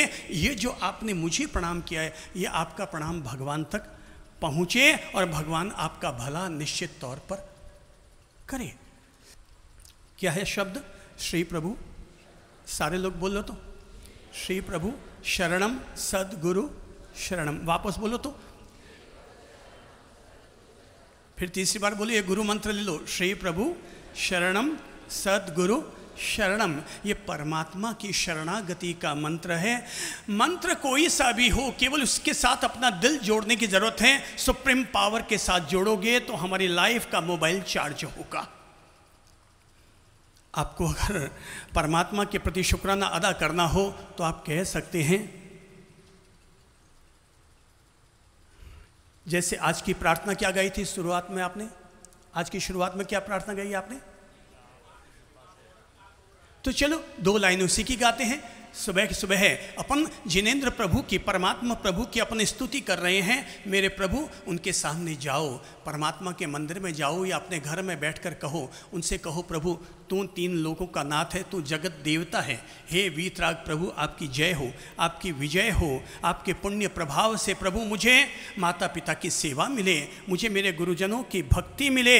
हे प्रभु, आपके पुण्य प्रताप से मुझे परमार्थ करने वाला मुझे धन की प्राप्ति हो। हे भगवान, मेरे इन हाथों से सबकी सेवा होती रहे। ऐसी कोई भी मंगलमयी भावना, जरूरी नहीं कि आप गीत या कविता के रूप में गाएं, आप किसी भी रूप में गा सकते हैं। जैसे कि आज सुबह की आपने प्रार्थना गाई, चलो वापस 2 लाइन गाते हैं। कौन सी प्रार्थना थी? गोपाल प्रभु सब बोलिए तो क्या है? हाथ जोड़कर बोलो, हाथ जोड़कर बोलो सारे लोग। मेरा आपकी कृपा से सब काम हो रहा है, मेरा आपकी कृपा से सब काम हो रहा है। बोलो, मेरा आपकी कृपा से सब काम हो रहा है। हाथ ऊपर करके हो, करते हो आप प्रभु जी, करते हो आप, अरे मेरा नाम हो रहा है। मेरा आप आपकी कृपा से सब काम हो रहा है। मेरा आपकी कृपा से सब काम हो। अगर आपको लगता है मुझे तो भगवान से धंधा नहीं चाहिए, केवल शुद्ध धर्म चाहिए, मुझे तो परमात्मा से केवल मुक्ति और मोक्ष चाहिए, परमात्मा पद चाहिए, तो सुबह सुबह गाया करो, तू मने भगवान एक वरदान आपी दे। बोलो तू मने भगवान एक वरदान आपी दे। જ્યાં બસે છે તું મને ત્યાં સ્થાન આપી દે। મને વરદાન આપી દે, મને વરદાન આપી દે, મને વરદાન આપી દે, મને ત્યાં સ્થાન આપી दे। भले ही गुजराती बोल है मगर बड़ी मीठी प्रार्थना है। हाथ ऊपर करके बोलो तो, बोलो तू मने भगवान एक वरदान आपी दे। हाँ हाँ तू मने भगवान एक, बोलो बोलो बोलो तू मने भगवान एक वरदान हो। जा बसे छे तू मने त्या स्थान आपी दे। जहाँ बसे छे, जहाँ पर तू रहता है भगवान, तू मुझे वो निर्मल स्थान, वो सिद्धशिला, वो मुक्ति का धाम, मुझे बैकुंठ धाम मुझे प्रदान कर दे। जहाँ बसे छे तू मने त्या स्थान आपी दे। मने वरदान आपी दे, मने त्या स्थान आपी दे। मने वरदान आपी दे, मने त्या स्थान आपी दे। मने वरदान आपी दे, मने त्या स्थान आपी दे। प्रभु तू मुझे वो जगह दे। अपन जिनेंद्र प्रभु की, परमात्मा की स्तुति के साथ अपने दिन की शुरुआत करें। आप सामायिक में भी स्तुति कर सकते हैं, और अगर सामायिक जो लोग नहीं कर पाए तो सामायिक के बिना भी भगवान को याद कर सकते हैं। मैं तो कहता हूँ भाई, सुबह उठो तो उठते ही भगवान को याद करो, इसलिए कि हे भगवान तू मेरा भाग्योदय कर। दोपहर में जब खाना खाओ तो खाना खाने के बाद फिर एक पल के लिए हाथ जोड़ो, श्री प्रभु शरणम, भगवान तुम्हें लाख लाख धन्यवाद। जैसा सुखमय भोजन तूने मुझे दिया है, वैसे ही संसार के हर प्राणी को इतना ही सुखमय भोजन मिले। हे प्रभु मेरी तुझसे ये प्रार्थना है। और रात को सोने के लिए जाओ तब भी प्रार्थना करके सोना कि भगवान मुझसे किसी भी तरह की कोई गलती हो गई हो तो मुझे क्षमा करना। एक निर्मलमयी प्रार्थना करो, सो जाओ। सुबह भी धन्य हुई, दोपहर भी धन्य हुई, और रात भी हमारी धन्य हुई। दिन भी धन्य, रात भी धन्य। केवल उसके साथ हमें तार जोड़ने की ज़रूरत है।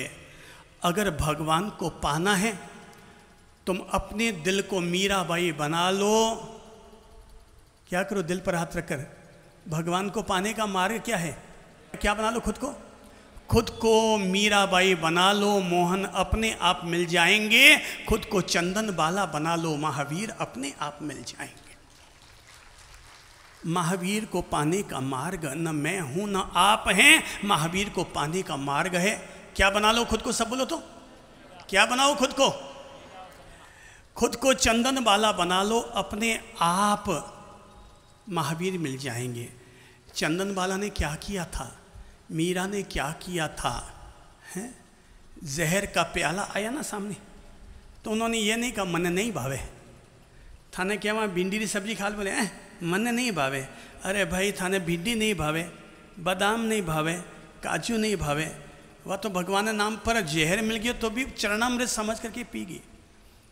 तो मीरा भाई खुद को बना लो तो मोहन अपने आप मिल जाते हैं कि बसो मेरे नैनन में नंदलाल, बसो मेरे नैनन में नंदलाल। खुद को मीराबाई बनाओ, अपने आप मोहन। क्या होता है? खुद को क्या बनाना पड़ता है? तो जब भगवान को याद करो ना तब भूल जाना मेरा नाम क्या है, अनिल नाहर नहीं। ब्लैक बोर्ड पर साफ कर देना। मेरा नाम क्या, हंसराज चौधरी, ब्लैक बोर्ड पर साफ कर देना। कालू लाल जैन, नहीं, ब्लैक बोर्ड पर साफ कर दो, ये सारे नाम हटा दो।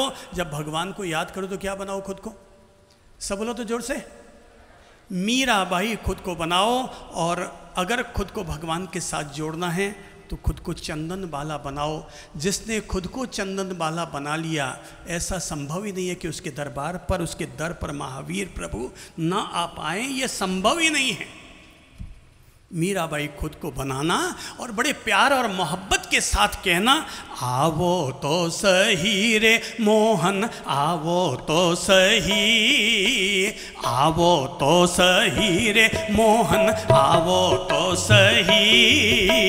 मेड़तिया मंदिर में मीरा एकली खड़ी, मेड़तिया मंदिर में मीरा एकली खड़ी।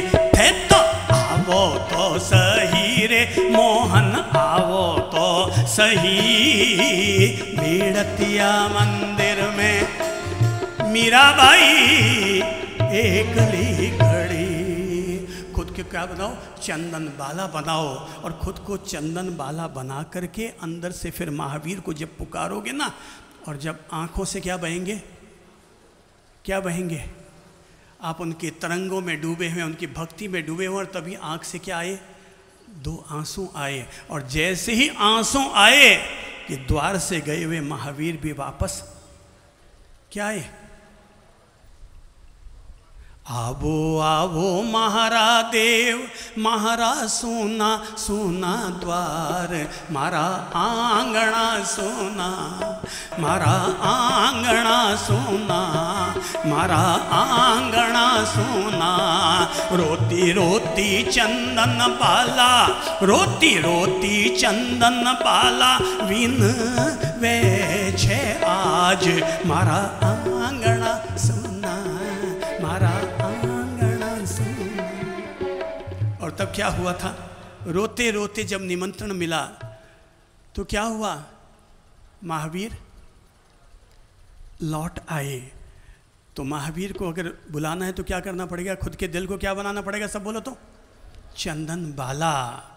पहला कर्तव्य है रोज सामायिक करो, दूसरा कर्तव्य है प्रभु परमात्मा की भक्ति करो, स्तुति करो, तीसरा कर्तव्य है गुरु पद की वंदना करो। आप सामायिक में भी कर सकते हैं, आप यहाँ आकर कर सकते हैं, आप अपने घर में बैठ सकते हैं। गुरु कोई व्यक्ति का नाम नहीं है, गुरु कोई शरीर का नाम नहीं है, गुरु एक अमृत पद का नाम है।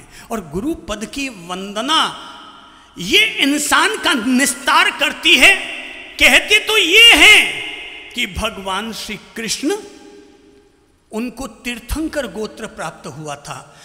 भगवान श्री कृष्ण हिंदू धर्म के वर्तमान के भगवान हैं, और भगवान श्री कृष्ण जैन धर्म के आने वाली 24 तीर्थंकरों में एक तीर्थंकर है। दोनों ही रूप में वो भगवान हैं। इसलिए कृष्ण जैनों के भी भगवान हैं और हिंदुओं के भी भगवान हैं, और इसीलिए वो सारे भारत के भगवान हैं।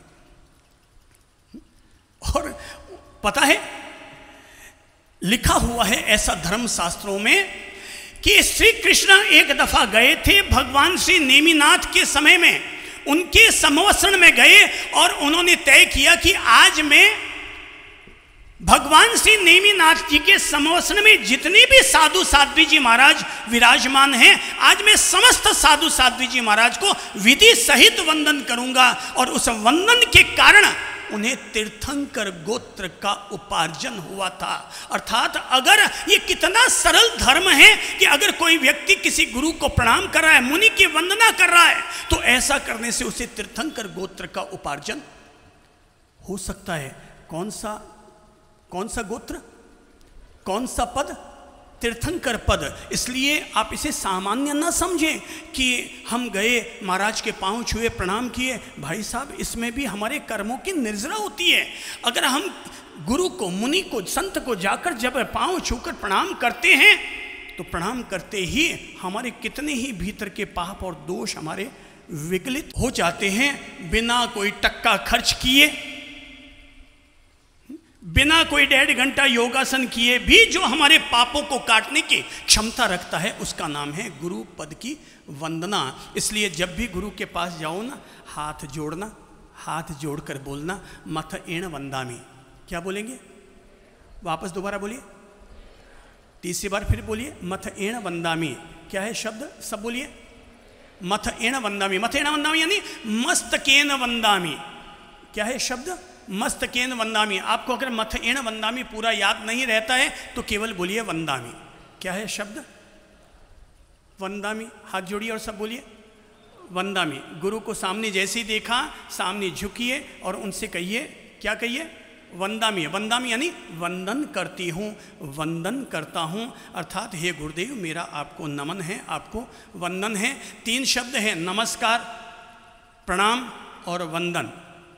नमस्कार परिचित अपरिचित को किया जाता है, प्रणाम घर के स्वजनों को, बड़ों को किया जाता है, और वंदन गुरुजनों को किया जाता है, परमात्मा को किया जाता है। तो ये वो दिव्य शब्द है जो कि अगर हम प्रयोग करते हैं तो प्रयोग करने मात्र से हमारे कई तरह के कर्म हमारे नष्ट होते हैं, विगलित होते हैं। ये हमें अंदर से भव्य और दिव्य बनाने का उपक्रम है। इसलिए गुरु के पास जाओ ना, तो वहाँ जाने के बाद 3 काम कीजिएगा। पहला है जो वंदन की विधि है ना, उस विधि में केवल 3 कार्य होते हैं। नंबर 1 पहला है वंदामी। हाथ जोड़िए सभी और सब बोलिए, क्या है? वंदामी अर्थात वंदन करती हूँ या वंदन करता हूँ। नंबर 2 उनसे पूछते हैं, गुरुदेव आपके साता है? हाथ जोड़कर बोलिए सभी, गुरुदेव आपके साता है? अपन किसी घर पर जाते हैं तो क्या करते हैं? सब पहले जाते हैं, पाँव छूते हैं, प्रणाम करते हैं, फिर पूछते हैं साहब कैसे हो? वो कहता है ठीक हो। बस यही शब्द दोहरा रहे हैं हम अपने यहाँ पर। सबसे पहले गए साहब, गुरु के पास गए, वंदामी, फिर पूछते हैं साहब आपके साता है गुरुदेव? बोलिए सभी, आपके साता है गुरुदेव, या गुरुदेव आपके साता है, यानी आपके कुशल क्षेम है ना। ये एक शिष्टाचार है हमारी ओर से गुरु के प्रति। और तीसरा कार्य होता है, जब हम वहाँ से लौटने लगते हैं तो हम उनसे कहते हैं, हे गुरुदेव मेरे द्वारा आपके प्रति किसी भी तरह की अविनय आशात न हुई हो तो उसके लिए मिच्छामि दुक्कडम। क्या है शब्द? मिच्छामि दुक्कडम। वापस बोलिए सारे लोग, मिच्छामि दुक्कडम। अर्थात मेरे द्वारा आपके प्रति कोई भी दुष्कृत्य हो गया, कोई भी गलत कार्य हो गया तो मिच्छामि यानी वो मिथ्या हो, मैं उसके लिए आपको सॉरी कहता हूं। तो गुरु पद के साथ 3 चीजें जुड़ती है। पहला है वंदामी, वंदन। नंबर 2 गुरुदेव साता है, और नंबर 3 मिच्छामि दुक्कडम। तो जब वहां से निकलते हैं उस समय बोल के निकलते हैं, मिच्छामि दुक्कडम। गुरुदेव कोई गलती हो गई हो तो सॉरी, मैं आपसे ऊपर बैठ गया हूँ तो मिच्छामि दुक्कडम। मैं आपके सामने जोर से बोल गया हूँ तो मिच्छामि दुक्कडम। मैंने आपकी कोई अवहेलना कर दी हो तो मिच्छामि दुक्कडम। अर्थात ये वो पुण्यमयी कार्य है जो हमें गुरु के तत्व से जोड़ता है, जो हमारे भीतर के अज्ञान के अंधकार को मिटाने में हमारी मदद करता है। ये गुरुजनों के प्रति हमें कुछ कर्तव्य निभाने चाहिए। गुरु को वंदन करो, गुरु का सम्मान करो नंबर 2 में। नंबर 3 उनकी सेवा करो। नंबर 4 उनके आहारचर्या का प्रबंध करो। अपना सौभाग्य समझो। किसी दिन अगर हमारे घर का आहार गुरुजनों ने स्वीकार किया तो अपना सौभाग्य समझो। नंबर 5 वे अगर हमें किसी तरह का उपदेश देते हैं तो उसे ग्रहण करो। ये गुरु पद की वंदना होती है मेरे प्यारे प्रभु, और इससे हमारे कर्मों की निर्जरा होती है। कभी युद्ध के मैदान में पड़े हुए घायल सेनापति ने मरणासन्न थे और उनके प्राण नहीं निकल पा रहे थे, तो उस दौरान राजा ने सेनापति से कहा, आपने मेरी इतनी अनुपम सेवा की है, इस राज्य की बड़ी सेवा की है, डॉक्टरों के हिसाब से अब आप जीवित नहीं रह सकते, आपके शरीर में 120 घाव लग चुके हैं, आप किसी भी स्थिति में जीवित नहीं रह सकते। आप अपने धर्म में मन लगाइए ताकि आपके प्राण पखिरु आराम से निकल सके। सेनापति ने कहा, महाशय मेरा चित्त धर्म में ही रमण कर रहा है राजन, पर मेरी अंतिम इच्छा है कि मैं मरने से पहले किसी भी गुरु के श्री मुख से उनकी पहले वंदना करूं और उनकी धर्म वाणी सुनूं, धर्म मंत्र का श्रवण करूं, उनका मंगल पाठ सुनूं और मेरे प्राणोत्सर्ग हो जाए। राजा ने देखा कि मेरे सेनापति ने मेरी इतनी अनुपम सेवा की है, पर 3 दिन हो गया फिर भी उसके प्राण नहीं निकल पा रहे हैं, इसकी व्यवस्था करनी पड़ेगी। चारों तरफ दौड़ाया जाता है कि कहीं से भी कोई उन्हें मुनि मिल जाए, गुरु मिल जाए, संत मिल जाए। पर कहीं भी न मिल पाया तो आखिर राजा ने सेनापति के नौकर से कहा कि भाई तेरे घर पर महाराज साहब लोग आते रहे हैं, गुरुजन लोग आते रहे हैं, तो तुझे पता है कि महाराज साहब लोग वापस कैसा व्यवहार करते हैं। तू एक काम कर, मैं तुझे इसके बदले में 500 सोनैया दूंगा, तू अपने बाल बाल मुंडवा ले और महाराज जी का वेश पहन करके सेनापति के सामने चला आ, मैं इसके बदले में जो मुंह मांगा चाहिए दे दूंगा। नौकर ने स्वीकार कर लिया कि अगर मेरे मालिक के प्राण इस तरह अटके हैं तो मैं वैसा करने के लिए तैयार हूं। नौकर गया, उसे धर्म मंत्र याद थे क्योंकि रोज घर पर गुरु महाराज आते थे और धर्म मंत्र उसे सुनाकर जाते थे। वो ड्रामा ही सही, अभिनय ही सही,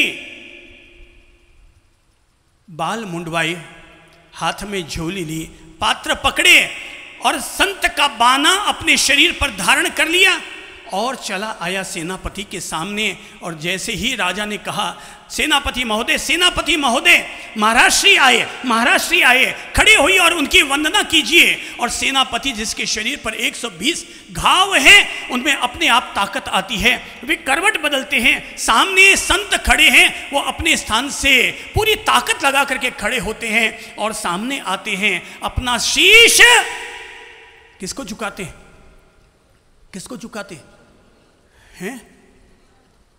उन्हें भी एहसास हो रहा है ये सामने नौकर है मेरा, उनको पता चल गया सामने मेरा नौकर है, पर उसने संत का बाना पहन लिया है, इसलिए अब वो उसके लिए संत बन चुके हैं। वो सामने खड़ा होता है और कहता है गुरुदेव पधारो, गुरुदेव पधारो, आप पधारे, मेरा जीवन धन्य हो रहा है, अब मेरे प्राण पखेरु आराम से निकल जाएंगे। और ये कहते हुए उसने गुरु के चरणों की तरफ अपना शीश नमाया, माथा झुकाया, प्रणाम किया और कहा कि वंदामी।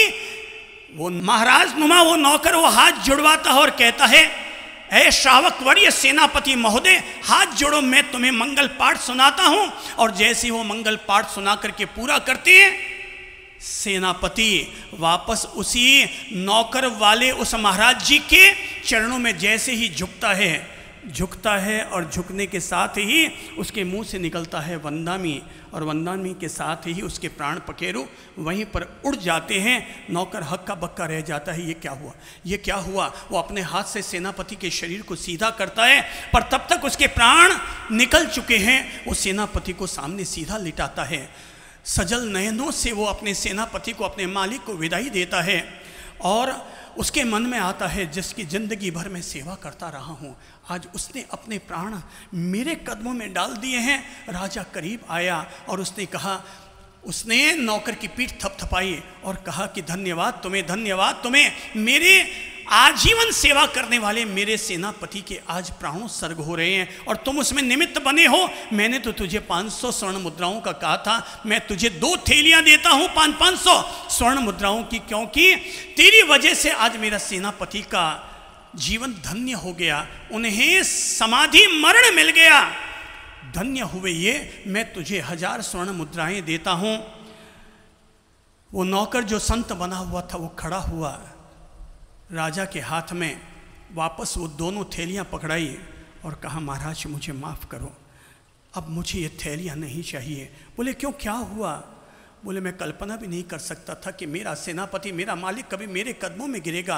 आज जिस वेश को देख करके उसने मुझे गुरु कहा है, जिस वेश को देख करके उसने मुझे गुरुदेव कहा है, जिस वेश को देख करके उसने मेरे पाँवों की वंदना की है, आखिर मैं इस वेश को कैसे लज्जित और कलंकित कर सकता हूँ। मैं अब, मुझे सोना या नहीं चाहिए, मुझे गृहस्थी नहीं चाहिए। जिस बाने को देख करके इन्होंने मुझे गुरुदेव कहा है, अब मैं इस बाने का सम्मान करूँगा और अब मैं आजीवन संत ही रहूँगा, अब मैं आजीवन संत ही रहूंगा।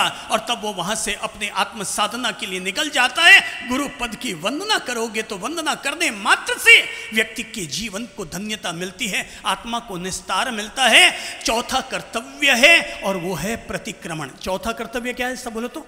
प्रतिक्रमण, अर्थात चाहे सुबह या शाम को सोने से पहले या सुबह जगने के बाद अपनी आराधना के लिए बैठे हो या सामयिक में बैठे हो, एक लाइन का प्रतिक्रमण जरूर कर लो, क्योंकि हमारे द्वारा जाने अनजाने में दोषपूर्ण कार्य तो हो ही जाते हैं। चाहे झाड़ू लगाते हुए, पोंछा लगाते हुए, व्यापार करते हुए, एक दूसरे के साथ वार्तालाप करते हुए हमसे कोई ना कोई दोषपूर्ण कार्य तो हो ही जाते हैं। इसलिए हर व्यक्ति एक आदत डाले कि रात को सोने से पहले हाथ जोड़ करके और दिन भर में जो भी क्रियाकलाप किए हैं उन पर एक नज़र डालो। सुबह से लेकर रात तक वाले, रात से लेकर सुबह तक के 24 घंटा में हमारे द्वारा जो जो भी हमने क्रियाएं की, व्यापार किया, ग्राहक से वार्तालाप किया, खाना बनाया, झूठ बोले, सच बोले, किसी का भला किया, किसी का बुरा हो गया, जो हुआ उन सब चीज़ों पर एक नज़र डाल दो और सोने से पहले प्रतिक्रमण की एक पंक्ति बोल करके सोओ और प्रतिक्रमण की पंक्ति हाथ जोड़ो और सभी लोग बोलो, हैं, सभी लोग बोलो।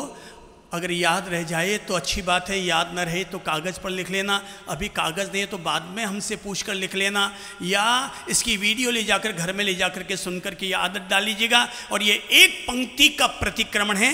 सभी बोलिए, आंखें बंद कीजिए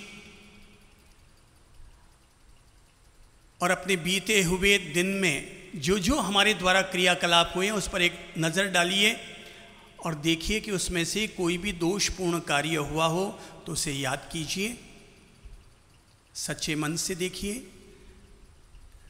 ऑब्जर्वेशन कीजिए और अगर कोई गलती हुई है तो उसको खास तौर पर अपने दिमाग में लेते हुए अब बोलिए, हे प्रभु जी। दोबारा बोलिए जोर से, हे प्रभु जी, हे प्रभु जी, मेरे द्वारा दिन भर में किसी भी प्रकार का गलत चिंतन हुआ हो, गलत वचन निकला हो, गलत कर्म या व्यवहार हुआ हो, उसके लिए क्षमा प्रार्थना करता हूँ। कमर सीधी करो, आलस्य का त्याग करो और सीधी कमर होकर के बैठो। ये हम प्रतिक्रमण कर रहे हैं, एक पंक्ति का प्रतिक्रमण।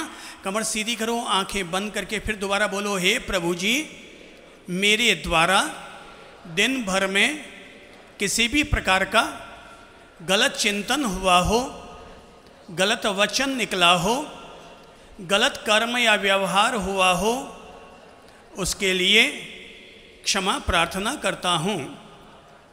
फिर तीसरी बार बोलिए, हे प्रभु जी, मेरे द्वारा दिन भर में किसी भी प्रकार का गलत चिंतन हुआ हो, गलत वचन निकला हो, गलत कर्म या व्यवहार हुआ हो, उसके लिए क्षमा प्रार्थना करता हूँ, क्षमा प्रार्थना करती हूँ। ये 1 मिनट का छोटा सा प्रतिक्रमण है, पर ये 1 मिनट का प्रतिक्रमण हमें हमारी भूलों से मुक्त करने में मदद करेगा। अगर किसी से भी गलती हुई तो पहले दिन के लिए क्षमा मांगो। भगवान कहते हैं तुम सोने से पहले किसी की एक गलती को माफ़ करके सो, सुबह उठने से पहले भगवान तुम्हारी 100 गलतियों को माफ़ कर देंगे। तुम किसी की एक गलती को माफ़ करो, भगवान तुम्हारी 100 गलतियों को माफ़ कर देंगे। 5वां कर्तव्य है और वो है कायोत्सर्ग ध्यान। 5वां कर्तव्य है कायोत्सर्ग ध्यान, अर्थात दिन भर में कभी भी, चाहे सामायिक के दौरान ये अभ्यास करो या बाद में करो, और ये अभ्यास है कायोत्सर्ग ध्यान। हम लोग दिन भर इस काया के प्रति ममत्व रखते हैं, काया के प्रति हम आसक्ति और राग द्वेष से हम भरे हुए रहते हैं। तो उसके लिए क्या करना चाहिए? तो कहते हैं कायोत्सर्ग ध्यान करो, अर्थात एकांत में बैठो, ध्यान मुद्रा ग्रहण करो और अपनी आती जाती, एक कायोत्सर्ग ध्यान किसे कहते हैं? तो आती जाती 27 श्वासोश्वास पर मेडिटेशन करना, इसका नाम है एक कायोत्सर्ग ध्यान। वापस दिमाग में लो, कितनी सांसें? 27 सांसें हैं, जिसमें किसी भी तरह के विचार विकल्प को लिए बिना केवल आती जाती 27 सांसों के साथ जुड़ो और ये मानकर चलो मैं शरीर नहीं हूं। बोलो तो मैं। कायोत्सर्ग ध्यान कब सधेगा? पहले जब 3 बार अपने आप को बोलकर बैठो, मैं शरीर नहीं हूं। वापस बोलो, मैं शरीर नहीं हूं, मैं शरीर नहीं हूं। तीसरी बार फिर बोलो, मैं शरीर नहीं हूं। फिर बोलो, मैं मन भी नहीं हूं, मैं मन भी नहीं हूं, मैं मन भी नहीं हूँ, मैं मन भी नहीं हूँ। ये 3 बार अपने आप से कहा। तो ये कह करके अपने आप को शरीर भाव से मुक्त किया। शरीर अलग है और मैं आत्मा अलग हूँ। जैसे कार और कार का ड्राइवर दोनों अलग अलग होता है, जैसे रथ और रथ को चलाने वाला रथिक दोनों अलग अलग होते हैं, ऐसे ही हम शरीर को अपने से भिन्न मानते हैं और भिन्न मानकर अपनी आती जाती सांसों की विपश्यना करते हैं, आती जाती सांस पर ध्यान करते हैं। हम लोग प्रतिक्रमण करते समय जो लोग कायोसर्ग ध्यान नहीं कर पाते हैं, बोले नवकार मंत्र का जाप कर लो ताकि तुम्हारा एक कायोसर्ग हो जाएगा। नवकार मंत्र का जाप करने से हमारी कोई देह के प्रति आसक्ति समाप्ति नहीं होती, इसलिए नवकार मंत्र का जाप करने के बजाय कायोसर्ग ध्यान में केवल आती जाती सांसों पर ध्यान दो। माइंड को शांत किया। मैं शरीर नहीं हूँ, मैं मन भी नहीं हूँ, मैं शरीर नहीं हूँ, मैं मन भी नहीं हूँ, मैं शरीर नहीं हूँ, मैं मन भी नहीं हूँ। 3 बार बोला। अब आती जाती सांसों पर बिना किसी अंदर की खटपट के, बिना किसी विचारधारा के, शांत और सजगता पूर्वक awareness on your every breathing 27 सांसों सांस का अनुभव करो। 27 सांसों सांस का अनुभव। ज्यों ज्यों ये अनुभव गहरा होता चला जाएगा, हम इस देह पिंड में रहने वाले अपने चैतन्य भाव में आते जाएंगे और शरीर भाव से हम ऊपर उठते चले जाएंगे। ये जो आने जाने वाली 27 श्वासोश्वास का जो अनुभव किया जा रहा है, इसका नाम है एक कायोत्सर्ग। आंखें बंद करो, कमर सीधी करो, आंखें बंद करो, कमर सीधी करो। और अब पहले अपने आप को 3 बार बोलो, मैं शरीर नहीं हूँ, मैं मन भी नहीं हूँ, मैं शरीर नहीं हूँ, मैं मन भी नहीं हूँ, मैं शरीर नहीं हूँ, मैं मन भी नहीं हूँ। माइंड को शांत कीजिए, स्थिर कीजिए, अपने मन को सांसों पर केंद्रित कीजिए। अब आने जाने वाली सांस पर ध्यान दीजिए। इस समय केवल 10 सांसों का धैर्यपूर्वक अनुभव कीजिए। ये आधा कायोत्सर्ग ध्यान होगा।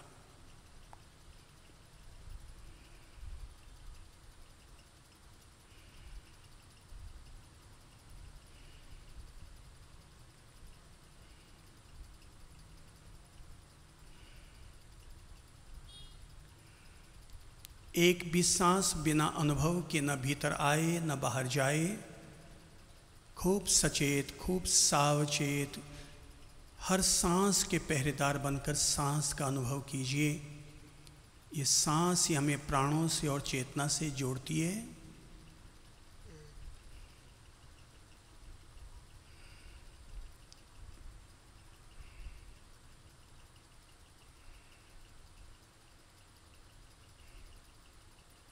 नमो अरिहंताणम। पलकों को खोलिए। ये एक अर्ध कायोत्सर्ग हुआ और इस तरह से हमें 27 श्वासोश्वास का एक बार लगातार हमें जब हम अनुभव करते हैं तो इस अभ्यास से काया के प्रति हमारा मोह खत्म होता है, आसक्ति हमारी शिथिल होती है और हम अंतर्मुखी और आत्ममुखी बनने के लिए प्रयत्नशील होते हैं। अंतिम 6ठा कर्तव्य है और वो है प्रत्याख्यान अर्थात त्याग का संकल्प। अंतिम कर्तव्य क्या है? त्याग का संकल्प। वापस ले लेते हैं, समय हो रहा है। नंबर 1 पहला है सामायिक, सब बोलो। नंबर 1 सामायिक, नंबर 2 प्रभु की भक्ति, नंबर 2 प्रभु की भक्ति, नंबर 3 गुरु की वंदना, नंबर 3 गुरु की वंदना, नंबर 4 प्रतिक्रमण, नंबर 4 चौथा कर्तव्य कौन सा है? प्रतिक्रमण, नंबर 5 कायोत्सर्ग ध्यान और अंतिम 6ठा है कर्तव्य जो हमें श्रावक बनाता है, जो हमें सामान्य से ऊपर उठाता है और वो है प्रत्याख्यान अर्थात त्याग का संकल्प। हमें प्रतिदिन सुबह छोटा छोटा ही सही रोजाना एक त्याग का संकल्प तो जरूर ही लेना चाहिए। हो सके तो महीने में 31 दिन होते हैं, आप कागज की लॉटरियां बना लें और एक एक कागज पर रोज का कोई एक त्याग का नियम लिख लीजिए। जैसे कि आज मैं दिन भर में क्रोध नहीं करूंगा। एक चिरकुट बनाया, अपने एक थैले में डाल दीजिए, पॉकेट में वो डिब्बे में डाल दीजिए। लॉटरी खुल रही है आपके लिए, अब आध्यात्मिक कल्याण की लॉटरी खुल रही है। आपने लिख दिया आज मैं, अब दिन में बैठ करके 31 कागज के टुकड़े बना लीजिएगा। आज मैं क्रोध नहीं करूंगा, लिखा, डब्बे में डाल दीजिए। आज मैं जमी कंद का उपयोग नहीं करूंगा, लिखा और डिब्बे में डाल दिया। आज मैं मोबाइल में YouTube का उपयोग नहीं करूंगा, लिखा और डिब्बे में डाल दिया। आज मैं, चौथा चिरकुट लिखिए। अब एक एक चिरकुट लिखते जाइए जिसके जो मन में आ रहा है, जो आपको त्याग करना है। आज मैं नवकारसी का पचखाण लूंगा, आज मैं नवकारसी करूंगा, डिब्बे में डाल दीजिए। 5वां कागज लिखिए, आज मैं सूर्यास्त के बाद भोजन नहीं करूंगा, लिखा और डिब्बे में डाल दिया। 6ठा, आज मेरी दुकान पर कोई भी गरीब व्यक्ति अगर धंधा करने आएगा, मैं उसे बिना मुनाफे का पहला उसको बिना मुनाफे का उसको धंधा दूंगा। कागज पर लिखा, डाल दिया। छोटे छोटे संकल्प, छोटे छोटे त्याग। आप चाहे कपड़े से जुड़ा हुआ ले सकते हैं कि आज मैं नई ड्रेस नहीं पहनूंगा, अपनी पुरानी पोशाक ही पहनूंगा। अथवा आज मैं अपने मुंह पर लिपस्टिक नहीं लगवाऊंगा। अथवा आज मैं दूध नहीं पीऊंगा। अथवा जैसे 6 बिगई है तो आज मैं दूध नहीं पीऊंगा। एक कागज पर लिखिए, आज मैं दही नहीं खाऊंगा। अथवा आज मैं घी का इस्तेमाल नहीं करूंगा। अथवा आज मैं तेल का इस्तेमाल नहीं करूंगा। अथवा आज मैं नमकीन का उपयोग नहीं करूंगा। अथवा आज मैं मिठाई का उपयोग नहीं करूंगा। त्याग के बहुतेरे रूप हैं, त्याग के बहुतेरे रूप हैं। हर आदमी को कम से कम रोजाना एक त्याग तो जरूर करना चाहिए। कितना कितना? हाथ ऊपर उठाकर बोलो, कितना? एक त्याग। ऐसा क्या राग में जीवन जीना जिसमें हम कोई एक भी चीज का त्याग नहीं कर पाए। भाई महात्याग की तरफ बढ़ना है तो कम से कम छोटा छोटा एक त्याग तो अपने जीवन के साथ जरूर जोड़ें। छोटे छोटे संकल्पों से मानस परिवर्तन हो, संयममय जीवन हो। एक त्याग। कितना? आप उपवास करना है, आप लिख लीजिए, आज मेरे क्रोध का उपवास है। बस एक चिरकुट डाल दिया। आपने एक डिब्बा बना दिया, एक थैला बना दिया और उसमें ये 31 लॉटरियां, त्याग की लॉटरियां, आपने त्याग के संकल्प के 31 चिरकुट डाल दिए और उसमें डाल के छोड़ दो। सुबह जब आपने आराधना कर ली, साधना कर ली, सामयिक पूरी की, थैले में डिब्बे में हाथ डालो। जैसे सड़क पर हम कार चलाते हुए डाइवर्सन करते ना, यूँ कार घुमाते हैं, वैसे हम हमारी ज़िंदगी को अब घुमाने का काम कर रहे हैं, अपनी चवन्नी को सार्थक करने का काम कर रहे हैं। एक चिरकुट निकाला और देखो आज मेरे लिए त्याग की कौन सी प्रेरणा आई, और आपने आज निकाला। आज निकालते सामने आ गया, आज मेरे सूर्यास्त के बाद रात्रि भोजन का त्याग रहेगा। बस उसे पढ़ो और उसे दूसरे डिब्बे में डाल दो और मन में धारणा कर ली, आज मेरे लिए जो त्याग की प्रेरणा आई है, मैंने उस त्याग को आज मैं अपने जीवन के साथ जोड़ रहा हूँ। ये छोटा सा कर्तव्य, ये त्याग का एक छोटा सा कर्तव्य आपको एक महापथ का पथिक बनाने में मदद करेगा। अपने आप को श्रेष्ठ श्रावक बनाओ, इतने उत्तम कोटि के स्वयं को व्यक्ति बनाओ कि आप अपनी आत्मा से आप कह सकें, मैं अपना जीवन श्रद्धा सहित विवेक पूर्वक अपनी हर क्रिया को करते हुए जी रहा हूँ। श्रावक होना गौरव की बात है, श्रमण होना उससे भी बड़े गौरव की बात है। परमात्मा के इस दिव्य पथ पर अपन सब लोग आगे बढ़ें और अपना आध्यात्मिक कल्याण करें। श्री प्रभु शरण।